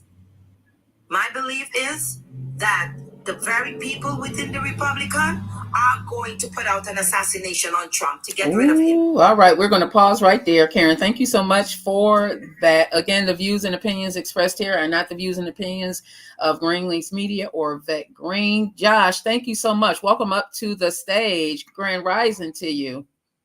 Hello, I hope all finds you well. I respect everybody's opinion. I hope you guys can respect mine as well. Of course. I'm not biased to either party. But I think I just heard a lot of propaganda though when you really look at it. J.D. Vance did not write Project 2025. We established that. Yeah. It's coming from an independent party, and the Republicans did not agree with it, and they don't agree with it. Also, there was a person who said that he speaks for all 50 senates in the state, or for the House, it's going to go red. And I think that people are swaying this to go to a dictatorship. It's going to swing this way. It's actually the complete opposite. He does not want to do to the Department of Education what they're saying he's going to do. What he actually wants to do is cut the federal funding for any school that pushes critical race theory, radical gender ideology, inappropriate racial, sex, or political content on our children, which is really important. It's really important. Why do you think so? Especially as it relates to critical race theory. I think it's important because, like, it goes into abortion as well, which is why it's a big topic right now. I think it's important because when you look at people talking about them cutting federal funding for schools, talking about transgender for people who are 7, 8, 9, 10, 11 years old, talking about these things that they have no idea about, is changing the mindset of children who have no control over themselves that young. And what Trump wants to do is protect children from that. He doesn't want transgender in women's bathrooms. That right there is protecting women's rights. Okay, let's put a placehold on that. Because as a Black woman with I have 6 kids, Josh. So yes, you can I want to hear you out. Yes. With 6 kids, you can, if you are, I'm going to say this to everybody out here. When you have first off, I do not believe that anybody who chooses or decides to be transgender, that is something that they would choose for themselves if they did not believe that was truly who they are. And I'll also say, as a woman who has a gay son, I have a child who is also, what do you call it? Forgive me, everybody, with some of these labels. All I know is they are my children. I love them, and whoever they decide to love is who they decide to love. Polygamy, poly.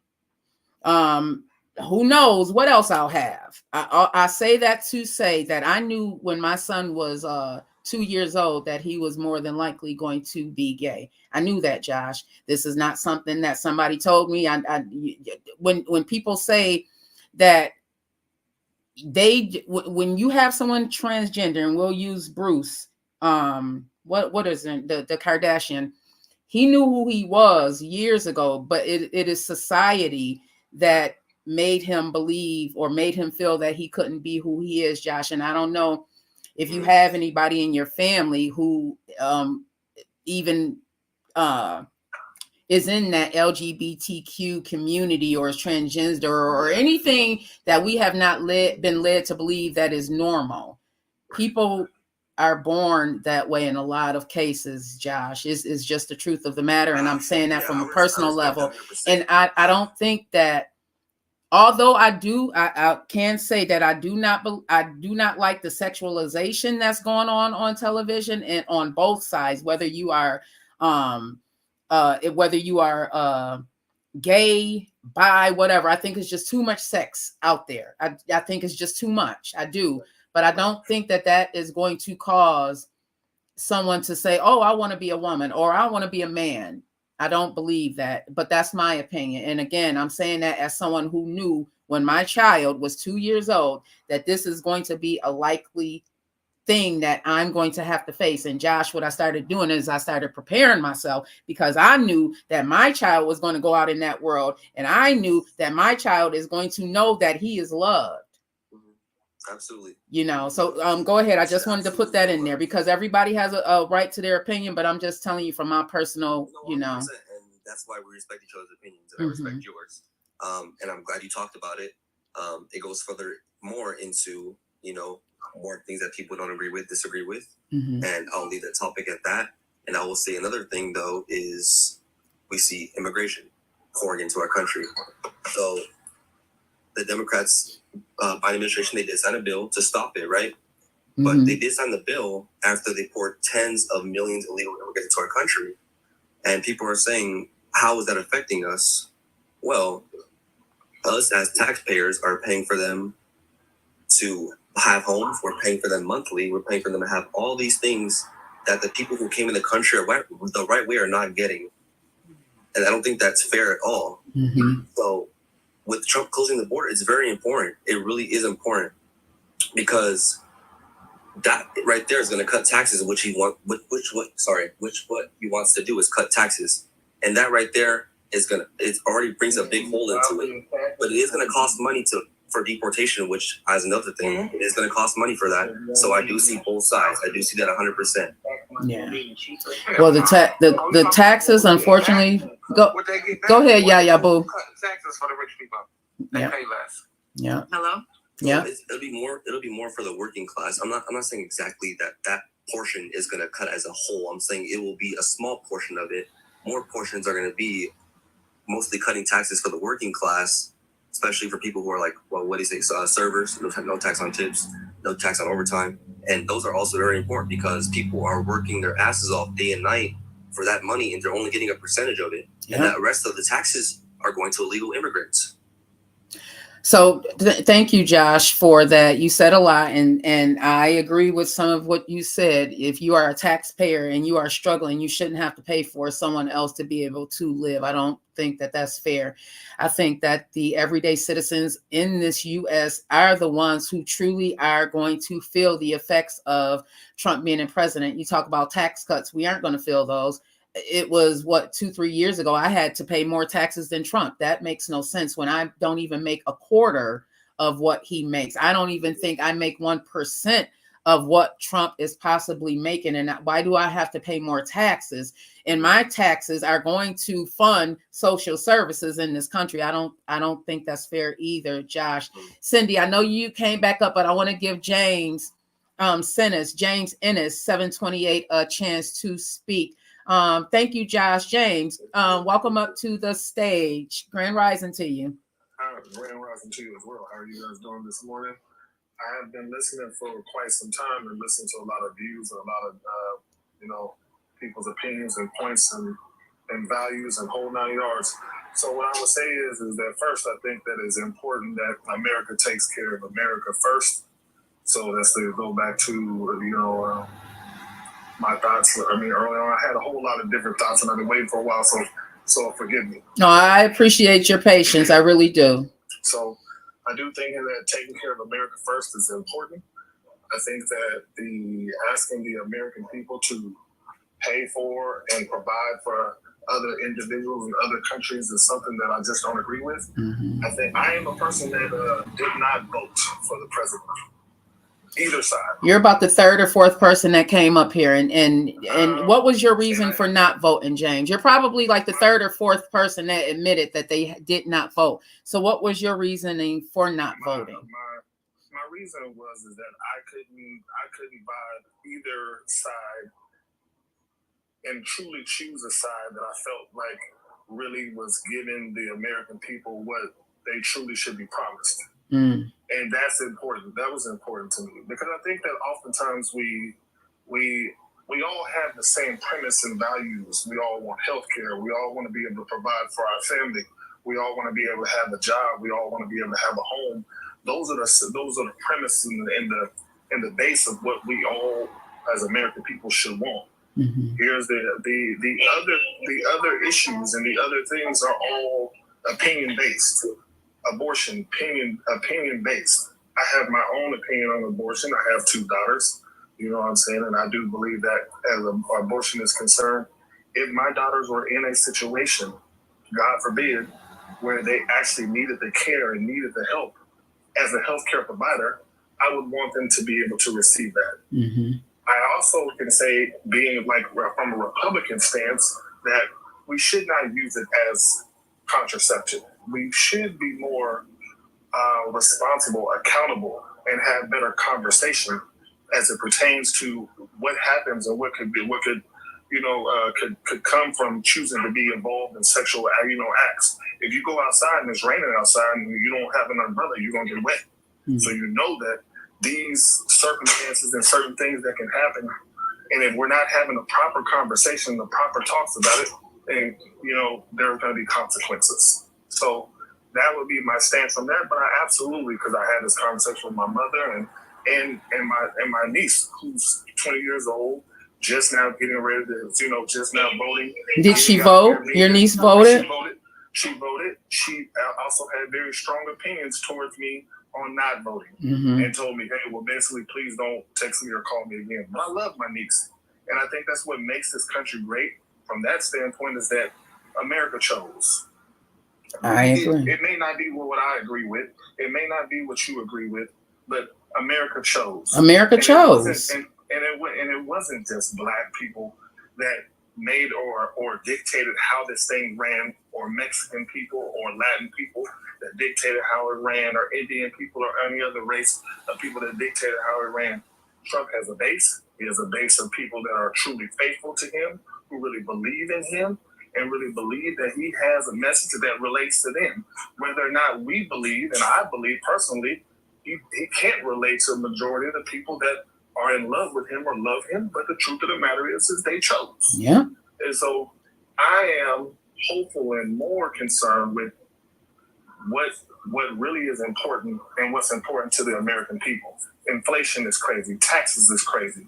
Like how we're getting taxed and how much we're paying. We're paying 37% in taxes. Each and every American person that has a job and is working, paying up to 37% in taxes, which is crazy. That means for every $100 you make, 37 of those dollars, that's more than 1/3, isn't it? Because 1/3 would be like 33.3333%. Exactly. That same burger that you went and got in the 90s, I'm 43 years old, and that from McDonald's, that burger has not changed in size, but the price is more expensive. I'm in Washington State, where a meal, just to go to get a meal, I got $15 is $20.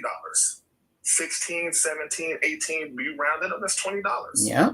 To go have a meal at McDonald's, where it's not even a sit down restaurant like that. It's not like going to Applebee's or something of that nature. Yeah. So what I'm saying is the things that are truly important and should be important to the American people. I don't feel like I'm in a position to fight individuals about what is the true base of what we all should be concerned about, because I feel like as if we have been bamboozled. I heard you use that word earlier, and that resonated with me. But we've been bamboozled because America has chosen and done the things they wanted to do without the American people's consent, without giving us a receipt or showing us what it is actually going to.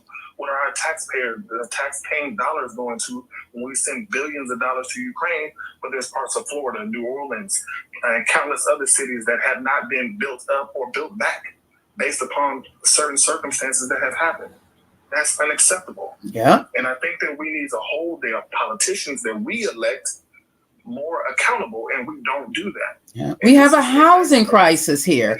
How many people on this live right now can't even afford to live where you're living, and it may not even be the best place? I make $40-something an hour at my job. And you have how many kids are you taking care of, James? I have 3 children. You have 3 children. Washington State is one of the most expensive states in this country. Mm-hmm. Housing for an apartment here and is $3,500, $2,700, 2 bedrooms, small, 600 square feet. You know what I'm saying? Mm-hmm. All the houses here are $1 million. Yeah. So what I'm saying is that the true, genuine things that the American people should care about and that should matter, those are the things that I can't seem to find myself to be able to resonate to fight, whether you're Republican or Democrat, because we're all getting screwed in the end. Yeah. We're all getting taken advantage of in the end. Yeah. And until we hold the people that we voted in office more accountable and make them do what they said that they were going to do and to the promise of the people, then we're going to find ourselves in this problem and this issue. And that extends further than just race. This is white, black, Mexican, any nationality that you are, where you can come and be an immigrant in this country and get more than the people that live here is unacceptable. Which is crazy. And we're going to unpack this. Thank you. Thank you so much for that, James. I appreciate all that you said. making $40 an hour with 3 kids. Now, a lot of you on this live may be like, well, he's making good money and this, that, and the other. But at the end of the day, $40 an hour, that's going, you're closer to 6 figures than away from 6 figures. But at the end of the day, it is still going to be a struggle for some people. $40 an hour is a very, very good money, but he's still facing the reality of that I may have some issues. And what the Republican side was saying and what the Democrats was saying is not really, it doesn't mean anything to me, because it's still going to be a struggle for me and my family. There's still some things that you are not saying that's important to me. That's important to me. And I think that, James, that we're going to, throughout the day and through as the weeks come, we're going to hear more and more people that can relate to what you said, James. A lot of people, like I said, you're probably about the 4th person that came up here that said that they did not vote. Geneva, thank you so much for your patience. Jose, Maria, TT, welcome back. TLC, I see y'all out there. Geneva, welcome to the stage. Let us know your opinion on this election and what everybody, I don't know how long you've been here, what everybody's been saying. Geneva, are you still there? Okay, we'll move on over to Jose. Jose, are you there? Yes, I am. Welcome up to the stage. This is the Vet Green Show. I appreciate your patience. What's your opinion on this? My opinion is, and I'm going to be honest, these people that did not vote, I know they have their opinion, but they shouldn't have an opinion at all. Because, number one, they should have had the balls to go and actually make a decision. And that's the reason why I say that. Mm-hmm. I understand he's making $40 an hour and he's struggling, but there's people that are doing a lot worse that actually had the balls to go and actually go and elect somebody, because we had two evils. Obviously, there was one that was worse than the other. And this is what we're going to be going through. This person is talking about getting rid of, how do you say it, the insurance that we have, medical insurance, as soon as he gets into office. And that's going to affect a lot of people if he does. Social Security, and what's going to happen to all the people that have worked their whole life and not get that Social Security? Where's that money going? Well, he's not getting rid of Social Security. Social Security, if we're all being honest, may not even be available to some of us, like people like me, retiree, may not even be available. So Social Security, yeah, he's not getting rid of it. It's not a self-funding entity. So the money's not there. And then it's like he's trying to dummy down education at the same time. It's like, come on. This is okay. It's bad enough that if you don't go to college right now, college is so expensive. It's like only the truly wealthy or people that are able to afford it are able to do that. Right now, the situation is that, if they get both the Congress and the Senate, and they do whatever they want, they could go and they could get rid of abortion all over the country. And you don't even, it's funny because I don't know what women go through. Like, I don't know how their body works from that point of view. Mm-hmm. But I know that it's one of those things where, how am I going to talk about how your body works when I don't know, how do you say it? You're not a woman, so you wouldn't be able to relate. So how dare you say exactly what a woman can do with their body? And it's funny because let's say there's an idiot that goes and rapes a girl, and basically she has to go and she gets pregnant by this guy that she never met before, because this guy just wanted to do whatever the hell he wanted with her. Mm-hmm. So you're gonna tell me that she doesn't have the right to get rid of this thing that's growing in her that's not even something she wanted? That's what they're saying, Jose. Do whatever you wanted. And the thing that gets me is these people are so freaking hard-headed where you can't even explain anything to them.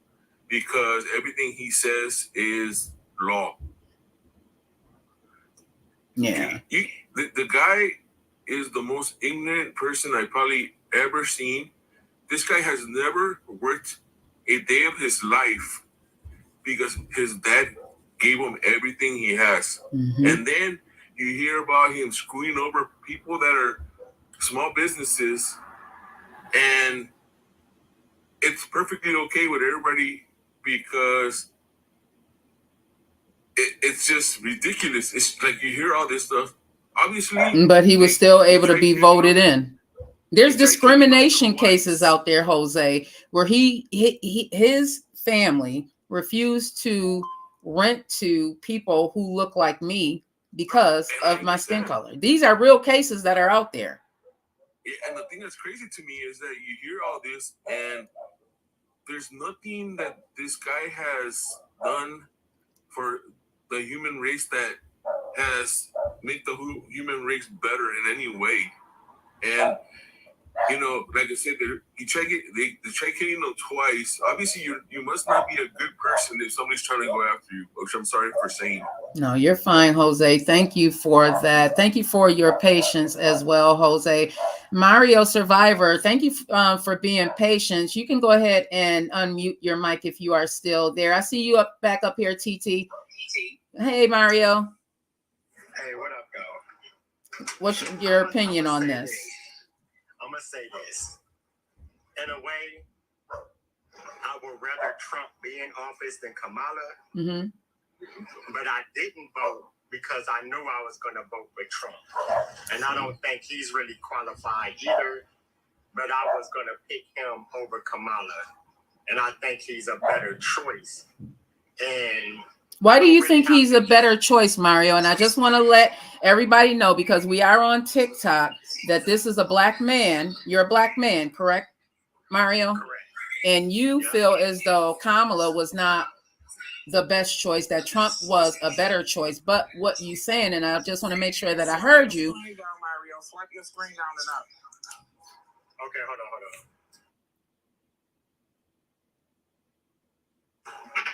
Okay, can you hear me? Okay. Yeah. You feel that Trump was the better candidate, but you're a black male, but you did not vote. And you know, we had some people had some strong opinions about that. I have a strong opinion about not voting, but again, you know, the Vet Green Show, you have a right to your opinion just as well as I have mine. So Mario, elaborate. Because it's just so many reasons. Like, for one, I don't think Trump is really against abortion rights. I don't think he is, and I think we're going to find that out in the future. I don't think he was really against abortion, because to be honest, men are really on women's side. We really feel the same way y'all do about abortion, because abortion affects us just like, women's rights with her body when it comes to abortion affects us just like it affects y'all. So, like, it ain't a man against woman thing, but they made this election about black men against black women and black women against black men. That's what they narrated this whole election based on. But it was just so many things that Trump was against or stood for that I believe that we all stand for. Like, I don't agree that men should take part in women's sports or go into women's bathrooms. It's just so many things. Like, so many men on these panels give logical reasons. Like, y'all all hear the reasons, the logical reasons that make sense on why Trump was a better candidate. But it baffles me that women still find a way to disagree with it when it's straight in y'all face. Like, this is the reason Trump was a better candidate. And I feel like a lot of women only wanted Kamala in because she was a woman who got a little color to her. But she don't even represent black women. Like, a lot of women who are not 100% black hate and despise real black women. And it's like, And it's like black women don't understand that. And I hate that. And all the logical things that if you can go on any panel, and I'm not the best speaker, but I have a lot of knowledge and understanding. But you have men on here who are way better speakers, who can speak better than I can speak, and they give logical reasons. And I'd be like, I'm glad they speaking up, because we know the same things, but they speak better than I do, or get their point across better than I do. No, you're fine, Mario. I think you're getting your point across very, very well. I just want to, well, thank you for joining, and thank you for your patience. TT, I see, but I want to get to TLC really quickly because I know you've been up here for a while. TLC, if you're still there, go ahead and unmute your mic. Yeah, I was disappointed by the election results, but I'm not surprised by the election results. Yeah. Because we live in a country that we are constantly engaging in propaganda. And because people know propaganda and they know it as a vocabulary word, but they don't understand what it looks like, they engage in it and they become victims of it, and they just think, well, no, I know what I'm talking about because I saw on blah blah blah blah blah. We're talking about a candidate, a woman, whether she's a woman or not, she's educated, clearly. And a lot of the propaganda that was out there, TLC, and that's one of the things that while this election has been going on, not to just put a pause one moment, because I want to go back to what you're saying is the propaganda is that people started saying, well, I don't even know what to believe anymore. I don't know what to believe because lies are being thrown on both sides, which they were. Truths were being thrown on both sides, which they were. But there was still, at the end of the day, just like TLC said, a lot of propaganda out there. So go ahead, TLC. And it worries me because, like, I'm sitting here and I woke up this morning. My husband gave me a whole pep talk because I teach history. So I had to come into this classroom and I'm teaching about the 1920s. And all I do all day for the last 12 years is teach history. Before that, all I did was study it for 6 years so I can get these degrees. And I see these human behaviors and I see how society moves over and over again, how we are stuck on this loop. And what is always missing is people don't do their own research. And I mean primary source research, not I heard through the grapevine, I saw something like their own research. I'm so happy that you are a history teacher, but a history teacher, because I want to know your thoughts on if the Department of Education is dismantled. What are your thoughts on that, especially on things like critical race theory? That's a beautiful question because I realize most people don't even know what the Department of Education does. They talk about the state of our schools. They talk about curriculum. Honey, the Department of Education doesn't handle that. They deal with equity. They deal with tracking statistics and seeing what is happening between demographics. They deal with processing financial aid. So when we talk about dismantling the Department of Education, what you're talking about is taking the funding that goes to certain school districts, because we all know that schools are paid for by property taxes. And we're talking about public schools. That's the issue. Public schools, right? Because and who's affected in these public schools? We are. People of color. Let's lay it all out there. But because you have engaged in this propaganda, you are literally championing against your best interest, because you let people convince you that a two-party system is the reason why everything is going to. It must be the Democrats. It has to be the Democrats. Honey, America's been struggling for 40 years. We've been struggling since Reagan. What are we talking about? We just ended the longest war in our history 3 years ago. Every time America enters a post-war period, number one, inflation comes. That's not my opinion. That is historical fact. That happened after World War I, World War II, Vietnam. It happened after, guess what, Afghanistan. And we post-war era, social rights start to get yanked from us. It happened in the 80s. It happens like we are literally voting against our best interests because somebody convinced us that everything that's wrong is affiliated with one party. That doesn't even make sense. And if we continue to dig deep, we don't know if a potential world War III is looming, or if we're actually in it and they just aren't telling us. We don't know. Exactly. We probably start in it because we were in World War II a long time before 1939. Before they acknowledged it. Europeans got involved. There were plenty of wars that were happening all over the place. Like, pay attention to more than what's happening over these past 4 years. And unfortunately, people don't see themselves as a part of history. They only see the now. These things have real long-term consequences. When that election in 2000 was decided by the Supreme Court, those had real-world consequences. The consequence to Afghanistan, Iraq. Did we win those wars? How many people came home with PTSD? Okay. Let's talk about the. We entered Vietnam, and was that who we? I think we lost more than anything. We lost that too.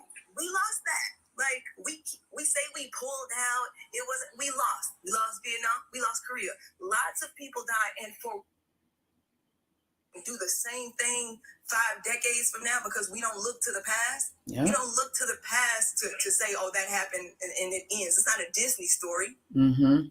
We don't look to the past enough as a basis for what could possibly happen. They say that the history is going to repeat itself. Why do you think we don't look to the past, TLC, before I let you go? And we can go on over to Geneva. Geneva, are you up here? I just want to make sure, because I think we had came to you before and you weren't there. I just want to make sure you're still there. Why do you think we don't look to the past enough, TLC? Because we've been conditioned to think it doesn't matter. We've been conditioned to think that when we look at tales of the past, it's just what it is. It's something that doesn't happen. It doesn't really it doesn't pertain to today. But history is literally interaction of humans in the past. As long as we're humans and interacting, we're going to combat the same issues. Inflation just didn't pop out of nowhere in 2001. We've always dealt with inflation. So how did they deal with it in the past? Sexism just didn't pop out anywhere. We've always dealt with sexism. There's always a women's movement. So the idea that women are struggling to deal with this concept of they just don't understand that blah, blah, blah. No, I think we understand. I think there's been like several women's movements over the last 100 years. I think we got it, but you don't have to tell me about racism. I've seen it. I've experienced it. And because you don't want to deal with it, you never find solutions. Like, I didn't hear one solution out of Donald Trump's mouth the entire campaign. What solution? Tariffs is broad. What is the solution? All I hear is complaints. Well, I was making more money 4 years ago. You probably were. We were still at war 4 years ago. Again, if you knew history, you would know that inflation was inevitable. I want to ask everybody this, because this is, and then we're going to go over to Geneva. I don't think you are there. TLC, thank you so much for joining us today. I want to ask all of you this. Oh, you're there, Geneva. Do you think that this is part of the challenge? And part of the challenge is that this is a patriarchal society. Do you think that because this society is so male dominated, so male driven, any position, within my own career, it's always been very, very heavy at the top with the males. Do you think that that's also one of the reasons why we are going to be, Trump's in, he's in. He shouldn't be, because they should do it over because of the ballots that got burnt up. You don't know who was on them ballots. And that was an act of terrorism. And yes, we are in World War III now on our own battleground, but our soldiers is overseas. They're somewhere else. The United States is in a war. And for all those Hispanic peoples that went up there and voted for this man because he said he was going to close the border. How can you close the border? You are on their land. We are on their land. We're on other people's land. Yeah, we're on the Hispanic land. Do you know what a Hispanic is? Well, we're on the Native Americans' land, because remember, that's what they are, baby. That's what they are. History didn't teach. It skipped some generations. I was taught when I was in school. I was taught that Christopher Columbus discovered America. No, he did not. Correct. Correct. They was here when he got here. Mm-hmm. Mm-hmm. They were already here. They stole this land from those peoples with the fire water and the guns. Yeah. That is definitely that we have established. There were people already living here in America when Christopher Columbus came over here. They were already native to this land, and they looked very diverse. It wasn't just one particular type of people that were already native to this place. The reason why they didn't know what they were saying because they all spoke in sign language. Well, there's a lot to unpack with that one, Geneva, because there were different languages in here in America, because they brought out even this English that we're speaking right now. This is not native to this land. It's not native to this land. They all had their own language. He gave me a history lesson on it the other day, and I watches him all the time. Yeah. I'm having a brain fart. No, it's fine, Geneva. We'll come back to you. Cormac, thank you, Geneva, for your commentary. I appreciate what you said. Cormac, welcome up to the stage. Thank you so much. Well, I would just go off of what she was saying, just saying that the transatlantic slave trade was started by Spain and Portugal. Mm-hmm. That was brought over. Like Brazil sold like 10 times as many slaves than the United States. And that's what, led to the conquistadors, which is known as colonizers. Thank you for that, Cormac. I'm enjoying the history lesson because a lot of people may not know. We're here in America, so we hear mostly about the slave trade that was done here in America, but we don't talk about places like Haiti and even over in Jamaica. Like the slave trade was not privy just to places like us here in America. It was all around the world. So thank you for that, Cormac. When I was a liberal for about 16 years, and I converted to the MAGA. And a lot of people say, well, when was America great again? Mm-hmm. Well, I would say, yes. Well, let me explain here. I would say, I would say over about 200,000 blacks served in the Civil War. Over a quarter million served in World War I. That's which also led to Black Wall Street, which was in Tulsa, Oklahoma, which was My father burned down. Right, we're going. No, let him speak, everyone, because I get it. Thank you, Yaya Boo. Let him speak. Go ahead, Cormac. Down by Democrats. Those were Jim Crow laws. Jim Crow laws were enacted by Democrats. The KKK was enacted by Democrats. The Freedom Party, that also gave the right to vote to pretty much blacks, was also the Republican Party. But I would say the Civil Rights Movement was started by Lyndon B. Johnson after JFK's assassination. Lyndon B. Johnson is quoted saying, "I will have these knuckers voting Democrat for 200 years." So that's when he enacted welfare, pay stubs, and this is where it created an enabling mentality, a victim mentality, as where the most prosperous time of blacks was during the most racist time in America. Cormac, you said so much. Thank you for that, Cormac. Where do we start? Well, Cormac, I want to ask you this. You do realize that a part of the challenge of Black and brown people and immigrants and anyone who is not quote unquote the people have been led to believe is superior in this country. Part of the challenges that many people like me face is that we have people who, because you have never lived that experience, you can't see it. You can't see it for what it is, unfortunately. I'm a first-generation American. I have dual citizenship. My family migrated here from Brazil, so my mother was an illegal. And I'm born in America, so I'm an American citizen. So I would say most blacks, I would say, I have more right to America than my family does, and I'm white.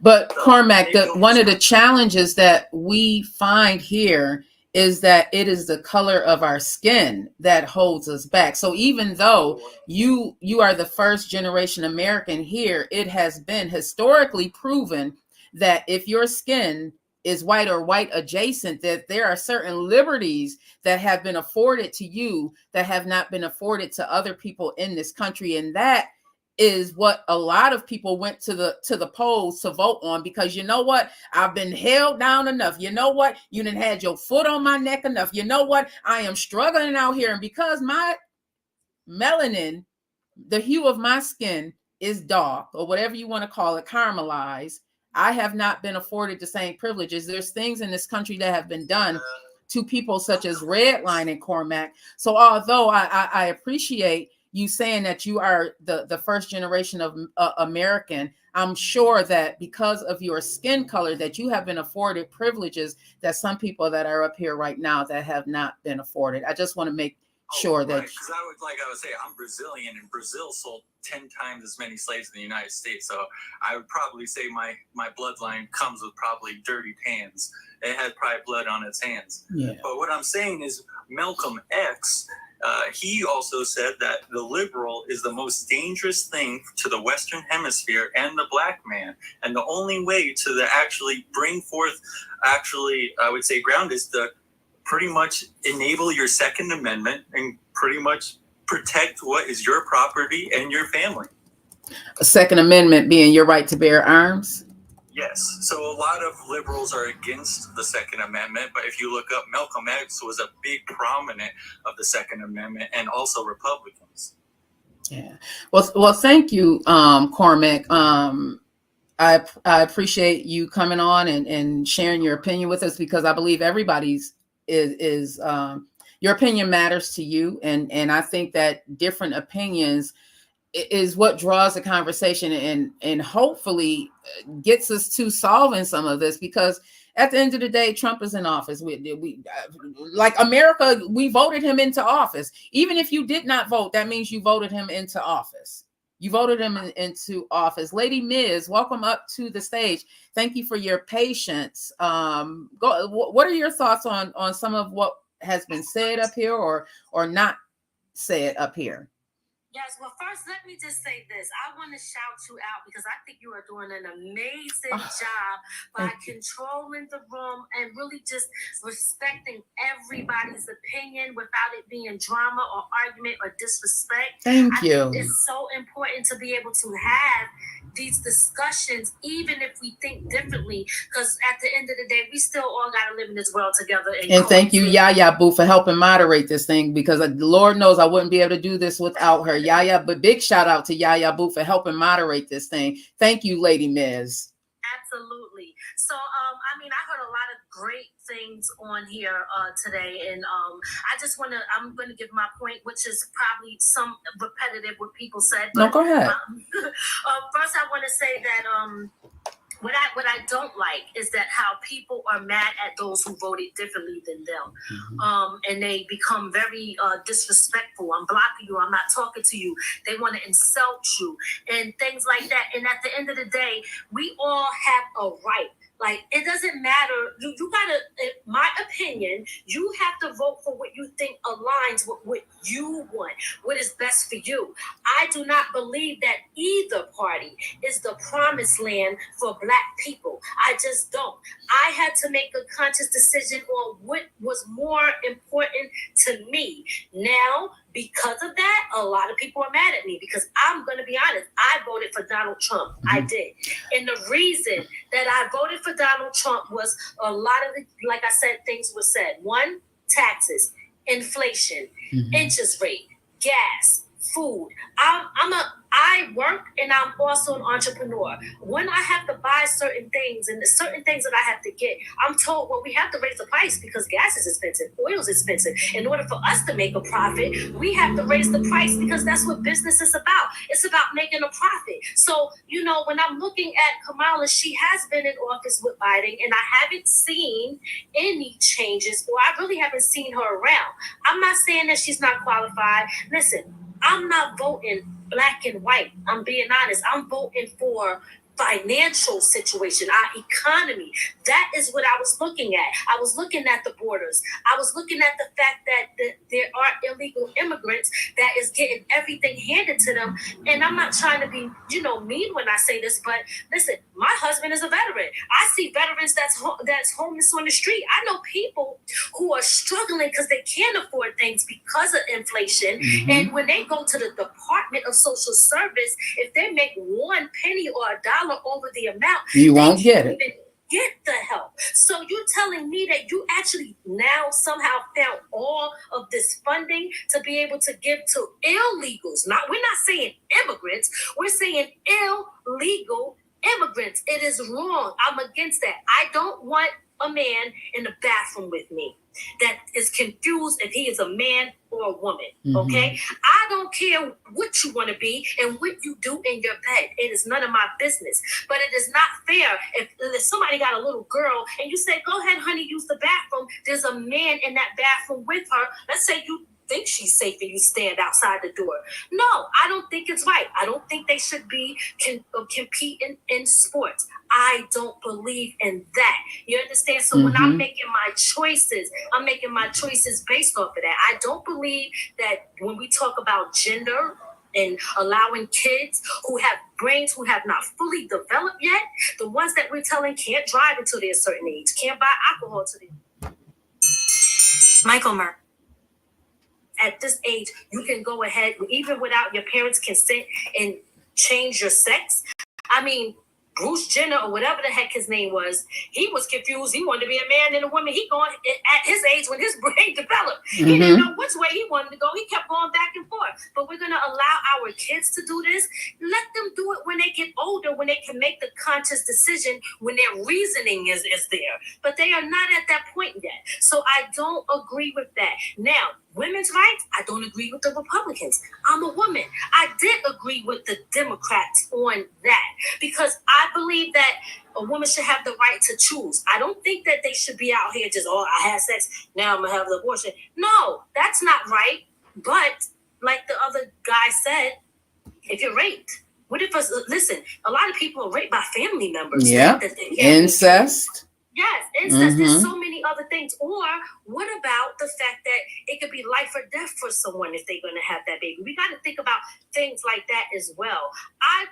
Like I said, although I voted for Trump, if Kamala would have won, then it would have been what it was. And I would have still respected my friends, my family, and anybody else, because at the end of the day, it is their right to choose and make a decision. Our ancestors died for us to make a conscious vote, not just vote just blindly. It was a conscious one. So even for those who say, I don't want to vote, that's okay too, because it's their choice. Mm-hmm. We don't have to be mad at somebody else because they don't agree with us. It is not right. Lady Miz, I want to interrupt you for a moment because I just want to, again, we are live on TikTok as well as YouTube and Facebook, but I just want to provide a basis. Now, I gather from your picture, it looks like you are a Black woman. Yes. That voted for Trump, because I again, everybody's opinion, we will respect your opinion. I am not here to say that you should not have voted for whoever, because I'm glad that you said that you voted based on what you felt was important to you, because that is what I want to talk about. What we all felt was important, why you voted, like that's why you voted, because you felt that was important, and you said some things that definitely are important for me.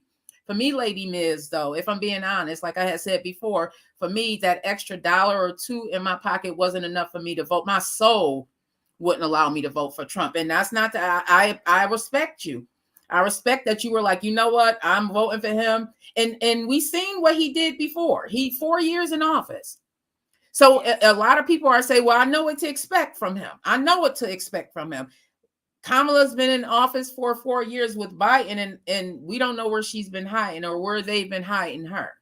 And that's been something real also. A lot of people did not go to the poll and vote for her because, again, they're like, well, where has she been? And then you come out, they bring her out. This has been my issue as I was sitting back thinking about this. Why you knew that Biden was not able to fulfill the need, that the requirement of presidency. You can see, I don't even think that Trump is, if I'm being honest. I don't think he's a little bit older, and I think he's dealing with some things that they aren't being truthful about. I think that he's dealing with some things that they aren't being truthful about. But why, Democrats, did y'all not have Kamala out there earlier so that she can pick up more momentum and it's not a reactory thing? Because this was more reactionary than proactive. They pulled her out after Biden got up there, and the world saw that he was not able to fulfill the duties as presidency. So it was more, let's jump on here and push Kamala out here. And now here we are, the day after Election Day, Lady Miz, and people like Lady Miz, who's being honest about why she voted for Trump, is saying, well, you know what? This is why I voted for him. And these are some real concerns that I have. And these are real needs that me and my family have right now. Absolutely. And again, just to, before I close out, the thing is, I don't believe that neither party was the solution for Black people. Okay, I don't agree. Believe so on either side. And if I'm being honest here, we as Black people, we have to start grooming our own politicians. We are always left with the lesser of the evil, and then then at the end, no matter what, we go so hard for Democrats, and I feel that they think as long as they throw some rappers and some entertainers up there, they think that we can't think beyond that. Like, we're not bigger and better than that. Like, we have intelligent people, and a lot that's speaking on your platform right now that think way beyond just some tap dancing. And I don't want to get disrespectful, but I'm just saying we are better than just rapping. And I'm gonna tell you like this: I rap, okay? Okay, Lady Miz. So I'm saying that because, like, you're not gonna just throw these entertainers in front of me and get them to twerk and do all this stuff and make a mockery out of us and think that is all we know how to relate to, as if we can't expect or want more and be better. We are better than that. I appreciate it, Lady Miz. Because Rosalind is going to be the last person, and then we're going to close this out. I love that we have this conversation, Lady Miz. I appreciate you. I appreciate all of you for coming up here and being honest about your choice or being honest about your opinion, because this is a safe space. I truly, when I woke, well, did I go to sleep? No. When I finally got myself up out the bed, I said, you know what? At first, I wasn't even going to do a show because I was just so disappointed in us. And then I said, you know what? Well, I really need to know why some people decided that Trump was a better option. And people like Lady Miz came up here and they're saying why they felt as if Trump was a better option. So Karen Paul, if you are still there, go ahead and unmute yourself. And thank you again, Lady Miz. Thank you. 3 points I just want to clarify and think. We have a saying in America that no one is above the law, and you ought to be punished for whatever you do. Not even the president, nobody is above the law.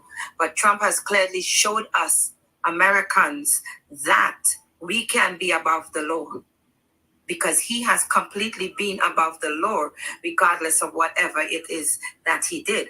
I've heard a lot of Black men, and I'm saying Black men because that's what I saw, TikTok, YouTube, many things, when they ask, why are you voting for Trump?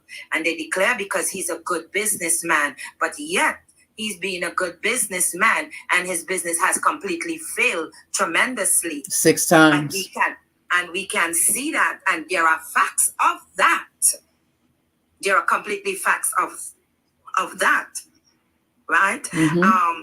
Then we talk about, and I agree on this part, about giving illegal immigrants who are crossing the border our hard-earned money, putting our children into schools, that we who are here working so hard to get some of our children in certain schools and they cannot get into, giving them money, giving them this, giving them that. But here we are in America, where we have so many lazy born Americans living consistently on welfare and SNAP, and would not go out and get a job, would not go out and try and educate themselves to make themselves better. So our hard-earned tax money is being spent on the very born Americans here in America. Which is, I mean, Karen, listen, we can sit up here and lie to ourselves if we want to, but what Karen is saying is true. It's not everybody, but there are some people out here, and this is why a lot of immigrants, when they come to this country, Karen, they think of us Americans as lazy because we have been afforded a lot of things that people in other countries have just not been able to. But at what cost, Karen, is my question. Yeah, we do have a lot of liberties that other countries don't. And if you look at other countries, you will say, you know what? Some Americans are being lazy, and they do have things handed to them a lot, but at what cost? Like, we are paying a high cost, and I don't think that we realize the cost that we're paying right now by having some of these liberties afforded to us. So China Doll 0917. Thank you, Karen Paul. I appreciate you and I appreciate everybody's patience. China Doll 0917. Your thoughts on what was said today? You can go ahead and unmute. China Doll, are you there? Okay, there you are. I'm here. Can you hear me? Yep, go ahead, China Doll. I mean, I have so many things, and I came here from Panama, and my thing is right now they have us separated. It's separation that everybody is capitalizing on. Divide and conquer. Someone else said that earlier. I'm not black. I'm Panamanian. I speak Spanish, but I'm a black woman. And they keep us separate. They want us to think that, okay, I'm Panamanian, I speak Spanish, or I cannot relate to the black problem. Like Trump said, the black jobs. What is that supposed to mean exactly? What are black jobs? Can someone tell me what black jobs are? Doesn't that, China Doll, doesn't that speak to his ignorance and how far removed he is from the American people? What is a black job? I absolutely agree. He has no clue. He's the most ignorant person I have ever heard in my life. But yet America voted him in. Exactly. But I think that he allows people to bring their own judgment and prejudice to the table because he says it's okay. He calls, Kamala is an idiot. She's so stupid. She's not a smart person. And that allows people to bring their own judgment, things that they're actually thinking, and for them to say it out loud because, hey, he was the president. It's someone that they look up to. So it's okay to be ignorant along with him. Mm-hmm. He allows this kind of... He embrazens them. Yeah, he gives them a platform, China Doll. He's given them a platform. He's given them the ammunition that they need to get out and wreak havoc. Now, I want to know, America, what are y'all going to do now? What now? Now that we are here and we know the capability of some of these people, hence January 6th, we saw what can be done. Now what, Trucker David? Thank you, China Doll. I appreciate you for coming to the stage. Hey, Trucker David Jr., what are your thoughts? What now? When it comes down to Donald Trump, man, I mean, Donald Trump and everything was the better answer and everything over Kamala Harris, man. You got to give it to Donald J. Trump. When it comes down to it and everything. No, Trucker David, I just, because anybody who says Trump and they are black, because it looks like you are a black male. Yes, ma'am. Okay, I just wanted to give everybody commentary to what is going on here. Go ahead, Trucker David. So when it comes down to a black job, the thing about it is you got to look at the connotation that Donald Trump actually used it in. Donald Trump wasn't trying to be racist or prejudiced when he said black job.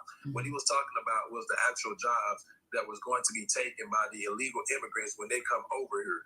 Okay, truck driving, construction, okay, electricians. Those are the jobs and everything that a lot of the illegal immigrants are taking from the black people when they come over here. Because the thing about it is Donald Trump is all about the people of America. Okay, that's number one. When it comes down to it, Donald Trump didn't have all this open borders, illegal immigrants. You didn't see all this stuff in the rural Colorado and Dallas, Texas, when they was knocking on apartment buildings and stuff when Donald Trump was in office. You didn't see that because he didn't allow that to happen. You got to understand when you're looking at a president, You got to say, hey, what is this person going to allow other people to do? And Donald Trump did not allow a lot of other countries a lot of movement when it came down to America. So when it come down to Donald Trump and everything, you want somebody that's a leader. You want somebody with a backbone. I've seen Kamala Harris overseas and everything, and she did not have a backbone when it came down to her sitting with those Africans, with Joe Biden and everything, trying to refute some homosexuality that's going on overseas. Why are you worried about what's going on overseas when you have when you have a whole group of people in America to take care of? That's number one. Number two, when it come down to Donald Trump, he's going. The gas and everything was lower under the Trump administration. Okay, he gave the rich people a tax cut. That means when it come down to it, they can spend their money how they want to spend it without going up and hurting the middle and lower classes. Okay, if you tax Walmart, if you tax Starbucks, if you tax Microsoft, if you tax any of the Fortune 500 companies, what's going to happen? They're going to jack their prices up, and now the burger or the Starbucks coffee that you want to get for $7 is going to be $15. Because all the rich has to do is raise the prices up, right? So they're going to get their money regardless. So when it comes down to taxes and everything, Donald Trump was extremely smart on that. He also passed another law and everything to make the inflation not rise up on the middle class and then the lower class. That's number two. When it comes down to number three, another reason why I voted for Donald Trump is because the Republican Party is more of a Christian party.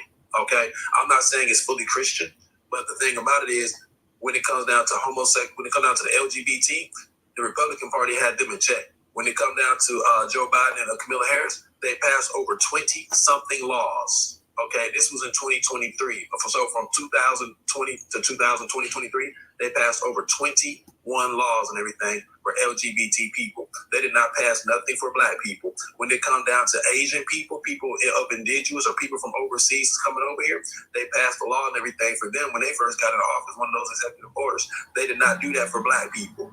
Okay, they sat there and they could have done something for Black people, but they did not do it for Black people. Trucker David, can I let me just pause just for a moment, because you said a lot, and I appreciate you coming up here and talking to us and expressing your opinion. I just want to start off with one of the first things you said about what Donald Trump said about the Black jobs. I spoke about this a while back on either it was the Morning Show podcast or the Vet Green Show. Make sure everybody that's out there that you are following, subscribe to Green Links Media. You can hit in my bio here. You can hit the link. Make sure you subscribe. As far as, was that a racist remark? Yeah, some people would definitely say that was a bit racist, because there's, what is a Black job, right? On the other end of that, I think that it is because he is so far removed from the regular everyday American experience, or just everyday people experience, because this is a rich man. He's always been rich. So the people that are probably doing these jobs that he's calling Black jobs are probably, Black and brown people, because those are usually the type of jobs that we are afforded to, because felonies, a lot of times, education.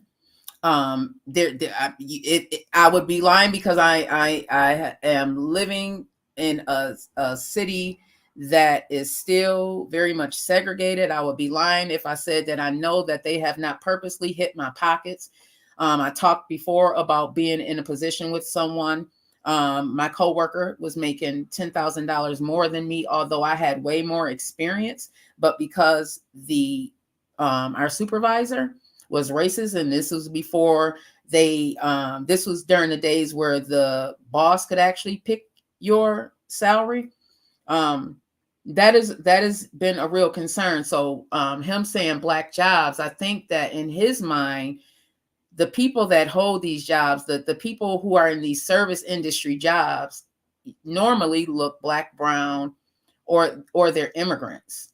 Now, what my problem also with that, Trucker Daily, because in my personal experience, I've seen where what they don't say is that, oh, the immigrants are taking your jobs. But what they aren't saying is that we'll hire them on the side and pay them a quarter of what we are going to pay you. So that is my issue with that, Trucker David, is that they say, oh, the immigrants are going to take your jobs. But there was a Taco Bell that just got built in my neighborhood. And who do you think that the people that own this Taco Bell, the people that own this Taco Bell, they chose to hire the immigrants, but they aren't saying that. Instead, they choose to say that the immigrants are coming here to take our jobs, Trucker David. And I appreciate what you're saying. And there's some validity in what you're saying. There is. But at the same time, we're letting these corporations off the hook because they're the ones that's hiring them. Right, but here's the deal.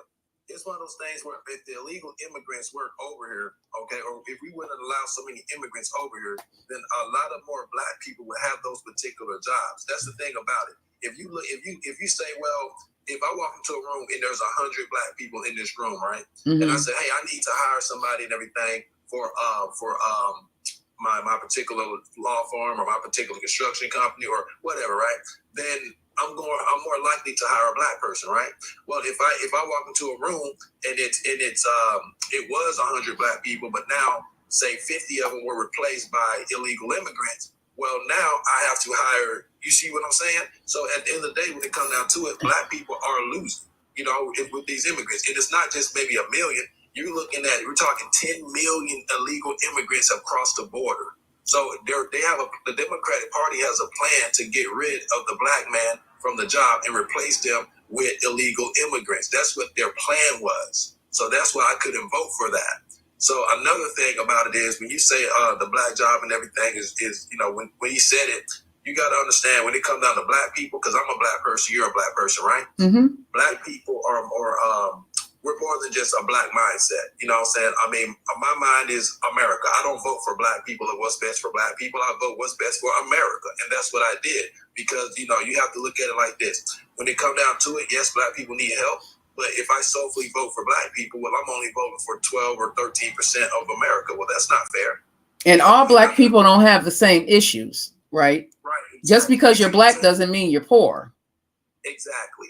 So the thing about it is, what I think a lot of black people are doing today is that they expect me or other black people, because we have the same skin color, to vote and look at America a certain particular way. Mm-hmm. And that's 100% wrong, and then they get mad because we didn't live up to their expectations. You see what I'm saying? I do. So that's exactly. But I think when it comes down to politics, I think when it comes down to black people, you said, where do we go from here? Let me tell you as a black person where we go from here.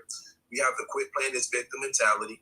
We have to sit down at the table. We have to understand one another. We have to sit down. We have to help each other out. We have to sit down and stop all of this hatred inside of the black community. We have to sit down and we have to actually work harder and actually bust our tails to get from point A to point B. We have to sit down and stop unaliving one another. We have to sit down and get Jesus back in the schools, and we have to praise Jesus in the homes and in the church. We have to do better inside the school system. That's what black people need to do. Because when it comes down to it, black people are not doing any of those things at a long. I want to talk about, this white man in the system. It's like, no, there's a system in your community that you have upon your people that you are doing every single day. And when it comes down to it, they want to sit there and blame somebody else. It's like, no, you have issues in your community that you need to fix. You cannot worry about somebody else's issues in their community that you cannot fix. Okay? Trucker David. Thank you.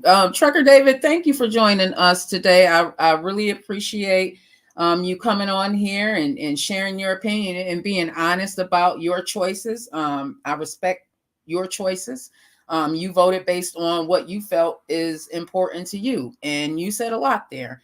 I don't want to group everybody up. I agree with some of what you said. I do. I agree with some of what you said. I think that we have, for a very long time, we have had our hand held out and expecting people to fix the problem.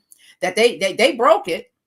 Like, this system is broken, but they broke it. We didn't broke it. We were brought here, a lot of us, and we're expected to survive and thrive. And it sounds like you were thriving, Trucker David. And then you're like, wait a minute, I was thriving more when Trump was in office. So I know what to expect there. So I'm going back there.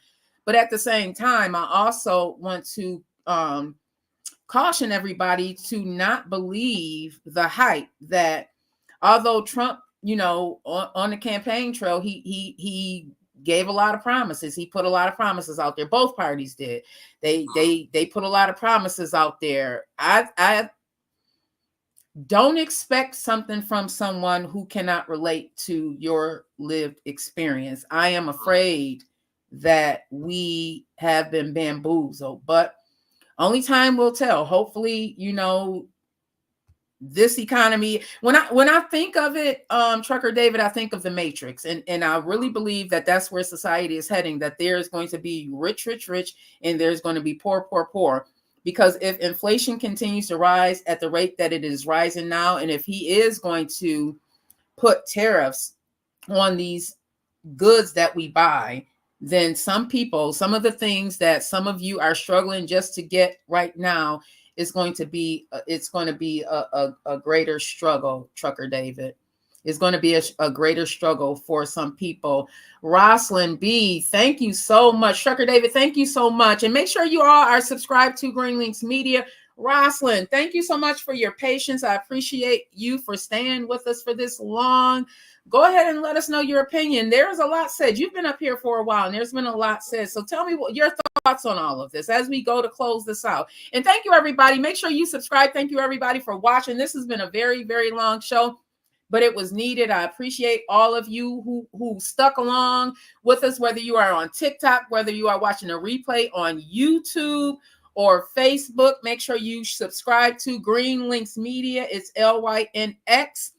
We are here every Monday through Friday, starting at 9 a.m. I usually go live on TikTok about 10 minutes earlier, but we are live on YouTube as well as Facebook. Rosalind, your thoughts on all that was said today?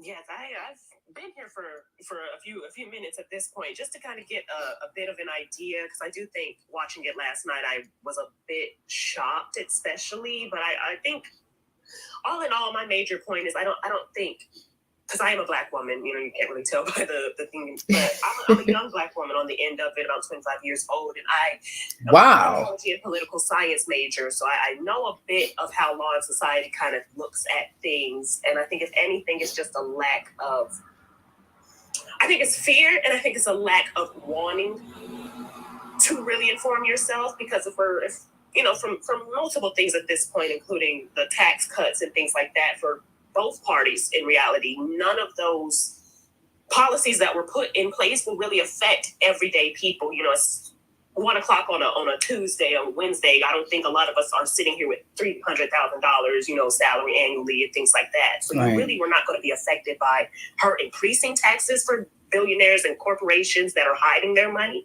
And you also aren't really going to benefit from his tax cuts, quote unquote, because you don't make enough money. It starts at what, 400,000, right? Exactly. I don't think a lot of people looked at actual numbers, because in reality, even the only political debate that they had, Trump had a lack of policy. He had a lack of information as to what he was actually going to do. Heck, he was in term for 3 years out of the 4 before he was impeached, and he still didn't really put a lot into effect. So I just don't think, for a lack of fear, I think a lot of people, including the Black community and a lot of Latinos, which I'm in the Northern Virginia area, and it was very shocking to see as well. I think a lot of people have, if anything, forgotten, or hopefully they are trying to hope that they are going to be affected by the things that he's saying, and it's just not likely.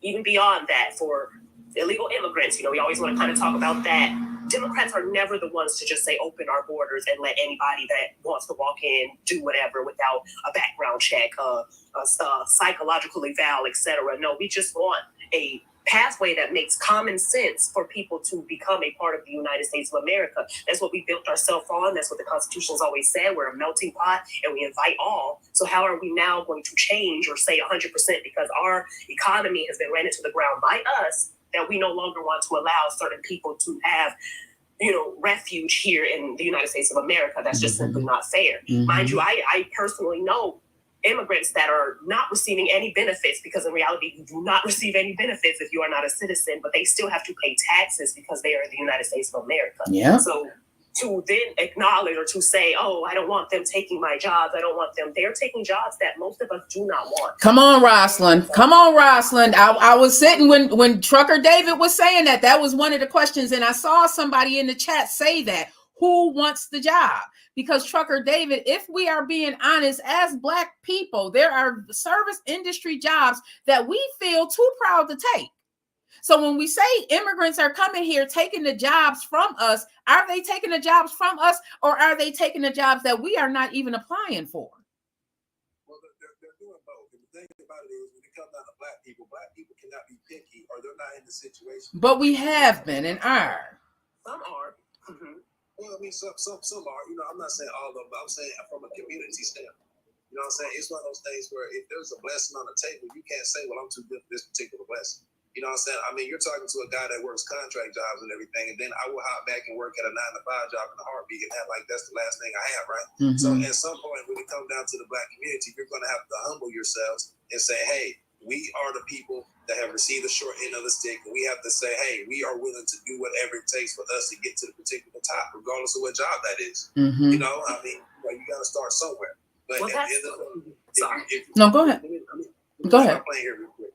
At the end of the day, if you're going to say, well, hey, we're too good for this particular job, then what job aren't you too good for?